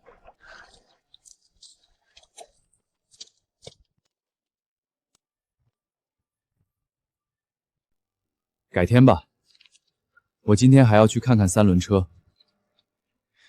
家里的海货越来越多，每次都借我哥的车不方便，我还想配一套能在车上的增氧设备。活鱼路上死一条，损失可能比设备的钱还多。确实该买。你现在的运输量不算特别大，先买便携式增氧泵，再配2个大水箱，没必要一上来就买饭店使用的大机器，续航够用，坏了也方便维修。镇东面的农机市场就有，你报我的名字，价格应该能便宜一点。多谢何哥，明天去农机市场先买3轮车和供氧设备。想买船，得先让自己拥有把大货变成钱的能力。既然决定买船，运输工具就不能继续靠借。无论是轻蟹海参，还是价格更高的活鱼，从海边运到河际都需要时间。活鱼要是半路缺氧死亡，损失可能比一辆车还大。车是可以，不过这个价格高了。再送一套挡雨罩和备用内弹，我现在付款。你只是从村里运到镇上，完全够用。电池记得轮换充电，增氧管也要经常清理。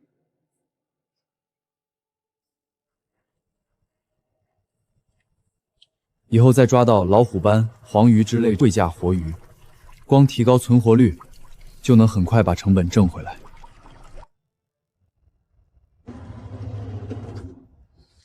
真买了？以后总不能天天借你的车，车只是其次，这套增氧设备才重要。下次抓到大鱼，直接放进活水箱里送到合记，配的不错。设备不算复杂，坏了我也能帮你修。等买了船，这些水箱还能搬到船上继续用。小叔，我要坐新车。饭还没吃完，谁让你爬车上的？我要先坐一圈。吃完饭再坐。新车刚买回来，车斗里还有电线，不能乱碰。以前你花钱都是往牌桌上扔，现在知道买车买设备，是真的变了。人总得往前走，设备有了，接下来每一批海货都能多卖一些。这些东西一共花了多少？3轮车3500，增氧碰水箱和电池1800多。小青龙的钱基本全花完了，5000多块，一天就没了。不是没了，是换成了赚钱的工具。以后不用借车，海货也不容易在路上死，确实应该买。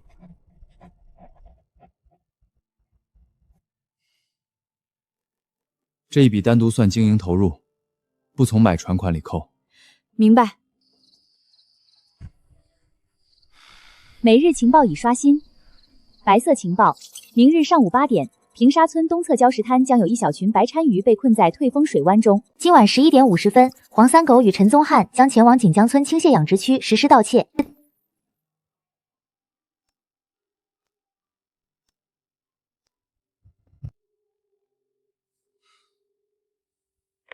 张警官，我收到一个可靠消息，黄三狗和陈宗翰今晚可能会去锦江村的养殖青区偷倾泻。具体位置和时间知道吗？11点50分左右，从平沙村西边出发。他们很可能会选择靠近海沟的养殖塘。你待在家里，不要接近他们。我们马上联系锦江村的养殖户，并安排人员过去。需要我做什么？什么都不要做。你已经提供了足够的线索，抓现行和固定证据由我们负责。这一次，他不会再给陈宗翰转移视线、反咬一口的机会。只要警方在养殖区将他们当场抓住，之前的倾泻失窃案也该真相大白了。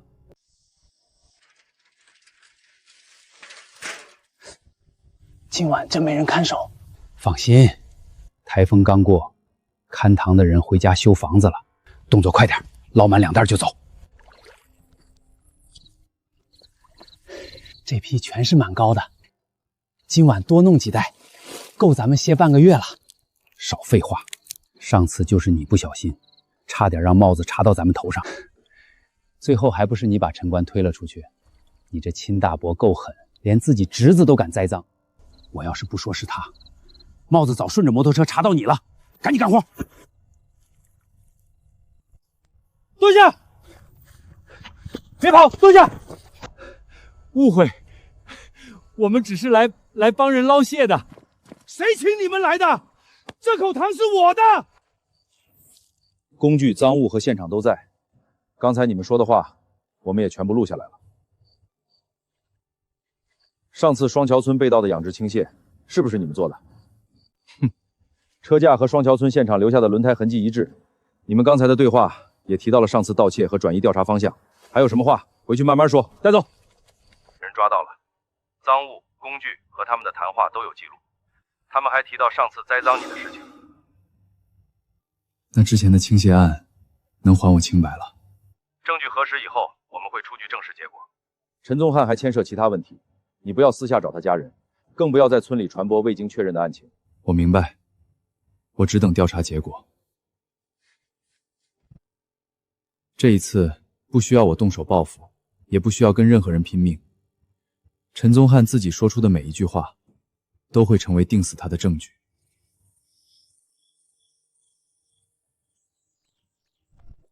白色情报：上午8点，平沙村东侧礁石滩将有一小群红鲳鱼困在退潮水湾中。红鲳行动快，普通抄网很难一次抓住，最好使用撒网封住水湾出口。师琪，你知道我哥家里有没有撒网吗？嫂子说，大海哥以前买过一张，不过放了很多年，不知道还能不能用。先去看看。嫂子，你们家有渔网吗？你哥当年听人说礁石滩有鱼群，专门买了一张网，结果鱼没抓到，网差点挂烂。你不会也打算去礁石滩撒网吧？等着，我去给你拿，看你能不能抓到鱼。以前抓不到，不代表今天抓不到。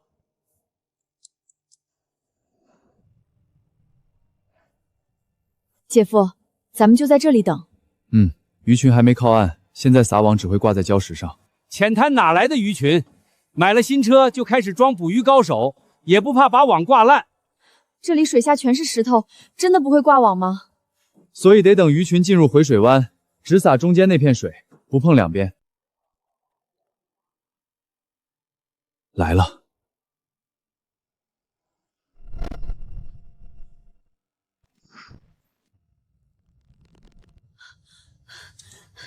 有鱼！阿关，稳住！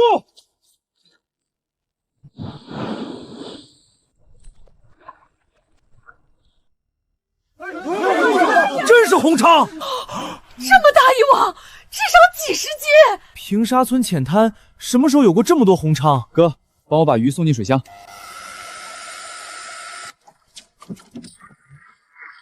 哥，鱼群正在往外走，再下一网就收手。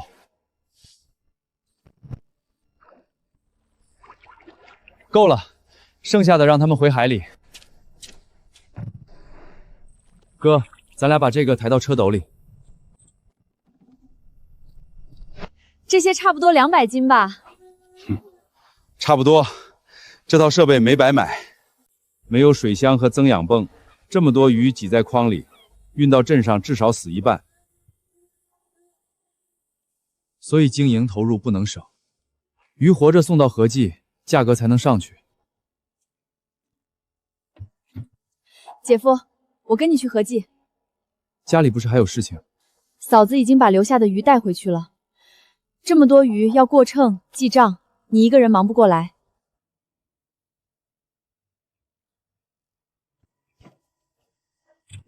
坐稳了。陈官，几天没来，一出现就装了满满一车。你这是把海里的鱼群端了？别光说，先看看货。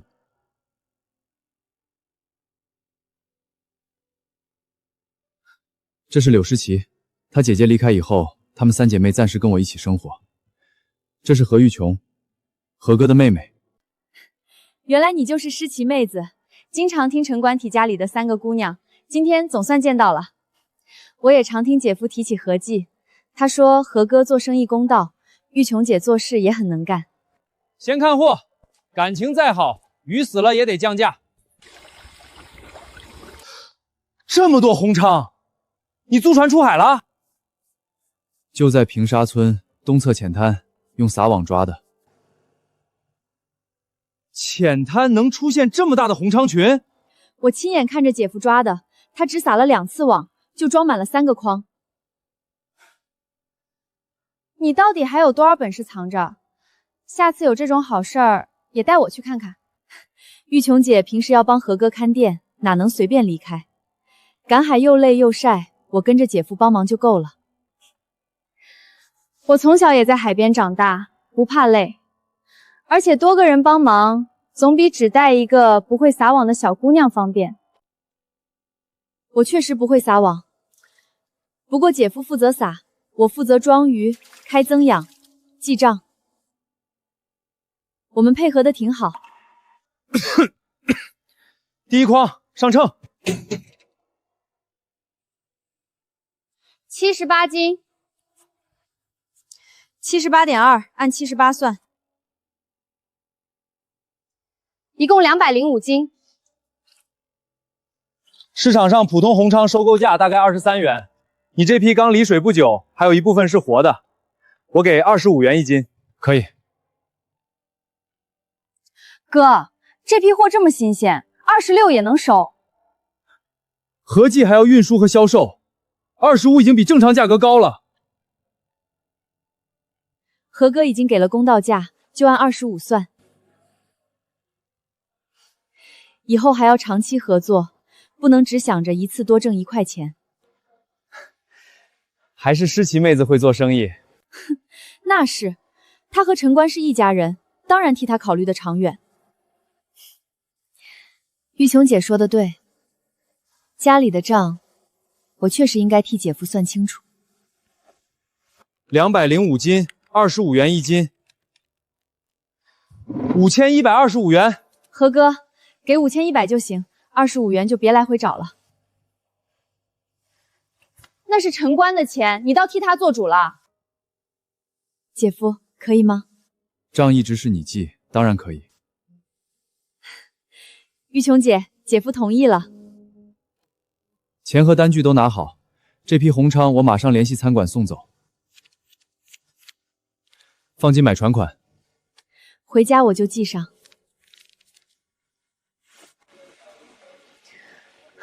陈官，你真准备买船？已经看中一条2手船，还差多少钱？大概5万。合计最近需要稳定货源，你有船以后，能送来的海货肯定更多。资金不够的话，可以和我哥谈长期供货预付款。预付款不是小事，要看船况、手续和陈官后续的供货计划，不能随口决定。何哥，晚上有时间吗？我把船况和经营计划整理一下，咱们认真谈谈合作。可以，不过先说清楚，生意归生意，一切都要写进合同。正合我意。玉琼姐，谢谢你刚才替姐夫争价格。不用谢，我帮的是陈官，又不是你，都一样。姐夫挣的钱，最后也是放进我们家的账本。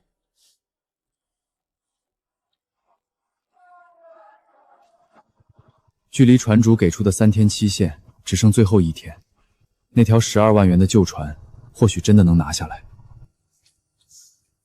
我还以为你不来了。回家换个衣服，买船是大事儿，怎么可能不来？何哥，这是我最近送到合记的货，称王、沙虫、青蟹、海参、老虎斑，还有今天的红鲳，全有重量和金额记录。你想让合记提前支付多少货款？5万。我已经看中一条9米多长的2手船，船主报价12万，我手里的买船款大约7万5，还缺4万5，剩下的5000元要留着办理手续、检查发动机和购买油料。船况检查过吗？我哥以前做过船员，他看过船体和发动机，暂时没发现大问题，但真要购买，还得试航，再请维修师傅检查一次。船舶证件、登记手续和原船主的欠费情况也会全部核实。有这个意识就行。你准备怎么偿还预付款？以后送到合记的每批货，先扣除30%货款，直到5万元全部抵完。合记可以优先采购我的海货，但价格必须按照当天市场和货款品项计算，不能因为提前给过钱就故意压价。这很公平。我还没问你，只扣30%，5万元可能要很久才能抵清，而且船买回来以后，你能不能稳定供货，谁也不能保证。赶海确实靠天气，但有船以后，可以下地笼放盐绳钓，也可以去岛礁峰附近寻找海货。只要天气允许，每周至少送2批，每月最低供货金额我可以写进合同。要是连续2个月达不到约定，合计有权要求我提高扣款比例。你最近确实送来了不少好货，合计也需要一个稳定的海货渠道。5万元可以预付，但这笔钱不会直接交给你。等你们验完船，确定购买，我会和船主一起到相关部门办理手续，过户确认没有问题以后，合计把5万元直接转给船主。可以。另外，合同里写明，合计拥有同等价格下的优先收购权。你不能拿了预付款，却把好货卖给别人，只把卖不出去的东西送过来。没问题。同等价格下，好货优先给合计。要是合计临时吃不下，我可以自行联系其他买家。这一条也得写清楚。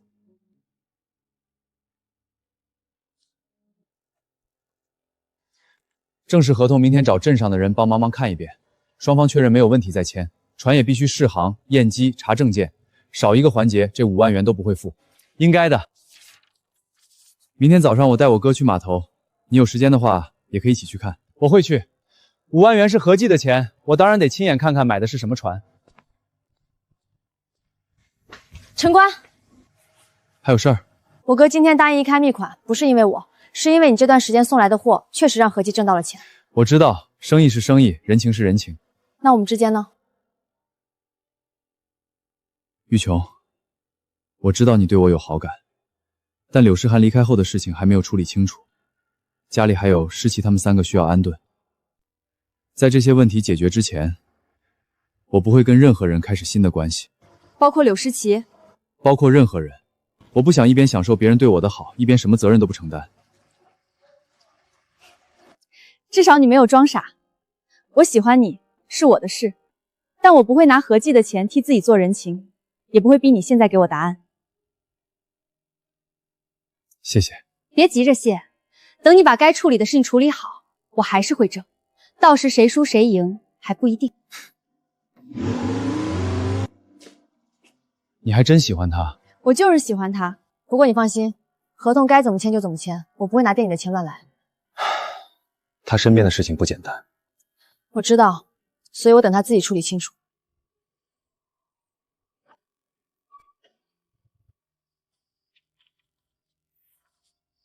合计真的愿意提前给5万？不是白给，以后每次卖货都要扣掉3成偿还，而且船必须通过检查，手续也得完整。这样虽然背上了一笔账，但有船以后挣钱的机会也会更多。这笔钱值得借。12万元的船款，7万5万元存款，再加上合计的5万元预付款，资金已经足够。接下来只剩最后一步，验钱、试航、过户。海山叔，明天早上8点，咱们码头见。那条船，我准备正式验了。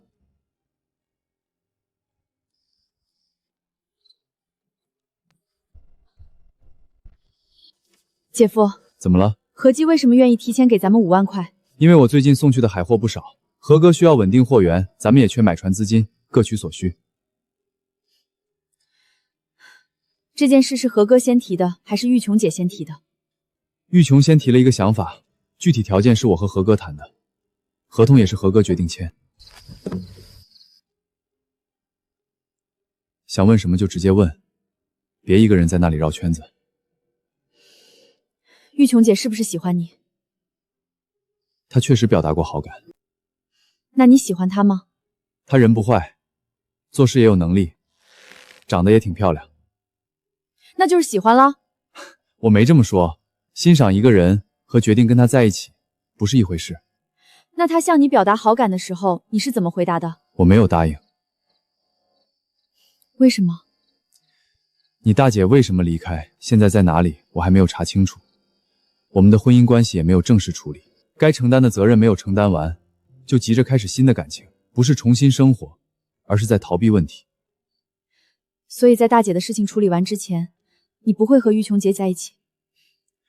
不是只针对她，在事情得到正式结果以前，我不会和任何人发展感情。那以后呢？你以后会找什么样的人一起生活？像玉琼姐那样会做生意的，还是长得特别漂亮的？你一直拿自己和何玉琼比较，是担心她接近我，还是担心我以后成了家就不再管你们了。我只是不想成为你的累赘。你刚醒过来，家里还欠着6000多块的时候，我就想留下来帮你。后来你挖蛏子、抓青蟹，去马蹄岛，家里的日子越来越好，我却越来越怕自己帮不上忙。玉琼姐会做生意，也认识很多人，她能帮你收货、卖货，还能替你联系渔船。如果以后你什么都不需要我做了，我和诗雨、诗晴是不是就该离开了？我不是想拦着你过自己的生活，也不是觉得你应该永远照顾我们，我只是怕这个家好不容易安稳下来，又突然散了。我也想靠自己的本事守住现在的生活。诗琪，你听清楚，你和诗雨、诗晴从来都不是我的累赘，以前不是，以后也不会是。你们在这个家里的位置，也不应该由我以后跟谁生活来决定。你们愿意留在这里，这里就是你们的家。我不会因为生意做大了，或者身边多了什么人，就把你们赶出去。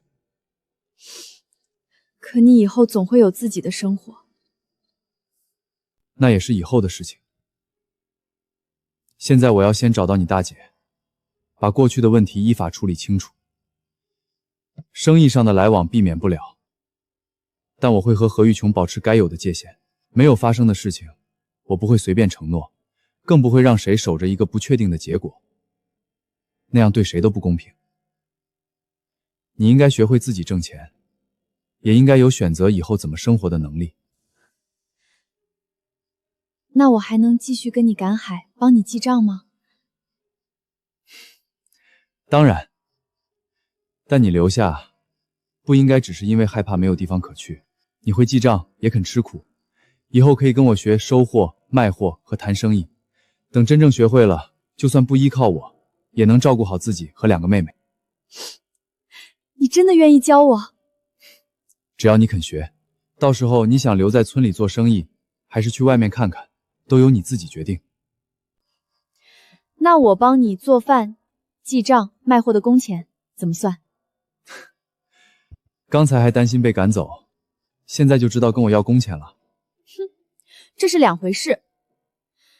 以前家里没钱，我可以不算，现在挣到钱了，亲兄弟还明算账呢。行，该给多少你自己算。你不怕我多记？你要是敢在账上动手脚，以后就别想继续管账。我才不会。还有，你答应教我做生意，也得记一笔。教你本事，还成我欠你的了？哼，谁让你刚才害我白担心这么久？你这小账房先生，算别人的账头头是道，怎么轮到自己就总爱算糊涂账？别胡思乱想了。那我记到账本里。这也记？当然。哼，你现在欠我的可不止一笔。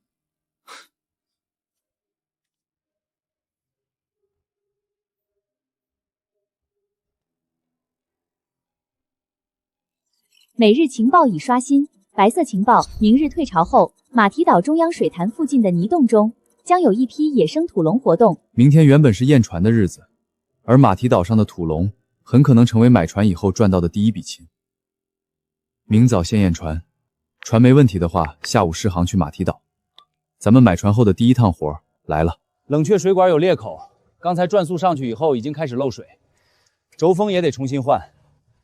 近岸转一圈没事儿，真跑到外海，发动机一旦过热，就有可能直接趴窝。师傅说的是没错，这船可以买，但今天不能出海。修好以后还得重新试航，先维修，再过户。合同里的5万元预付金，等手续完成后直接付给船主。维修费用可以从船款里扣。明天船修好，你们再来试。系统提示的土龙就在马蹄岛，今天不去，明天未必还在。船都准备买了，今天还得搭别人的船，就差1天。今天先把眼前的机会抓住，等咱们的船过户，就不用再看别人的时间。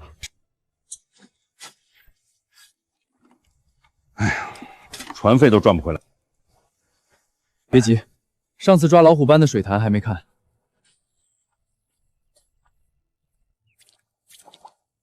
这种洞确实像土龙留下的。我来挖，你拿抄网守出口。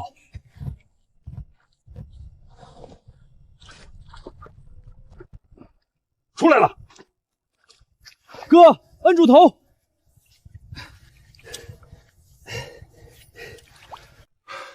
这边还有一个洞，先别挖它，可能和后面连着。抄网准备。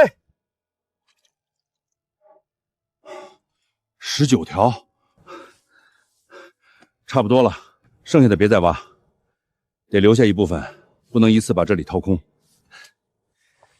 听你的。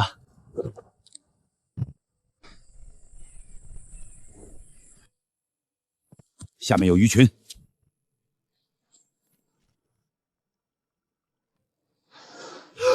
大黄鱼！我下去，你在岸边，拿抄网接应，注意水流。不行就马上回来。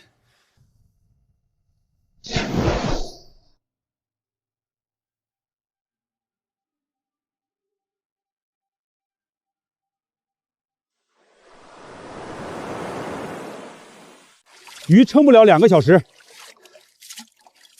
范叔，能不能提前来接我们？我这里有5条活大黄鱼，再等下去就要死了。小陈，不是我不帮忙，船上的客人才刚开始钓鱼，约定3点返航。我现在把人送回去，以后的生意还怎么做？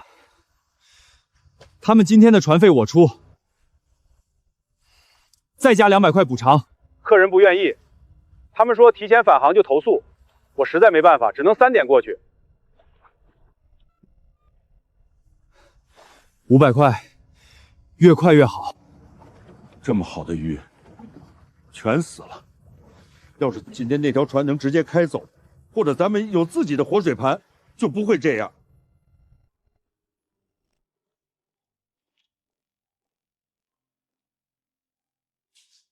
野生大黄鱼，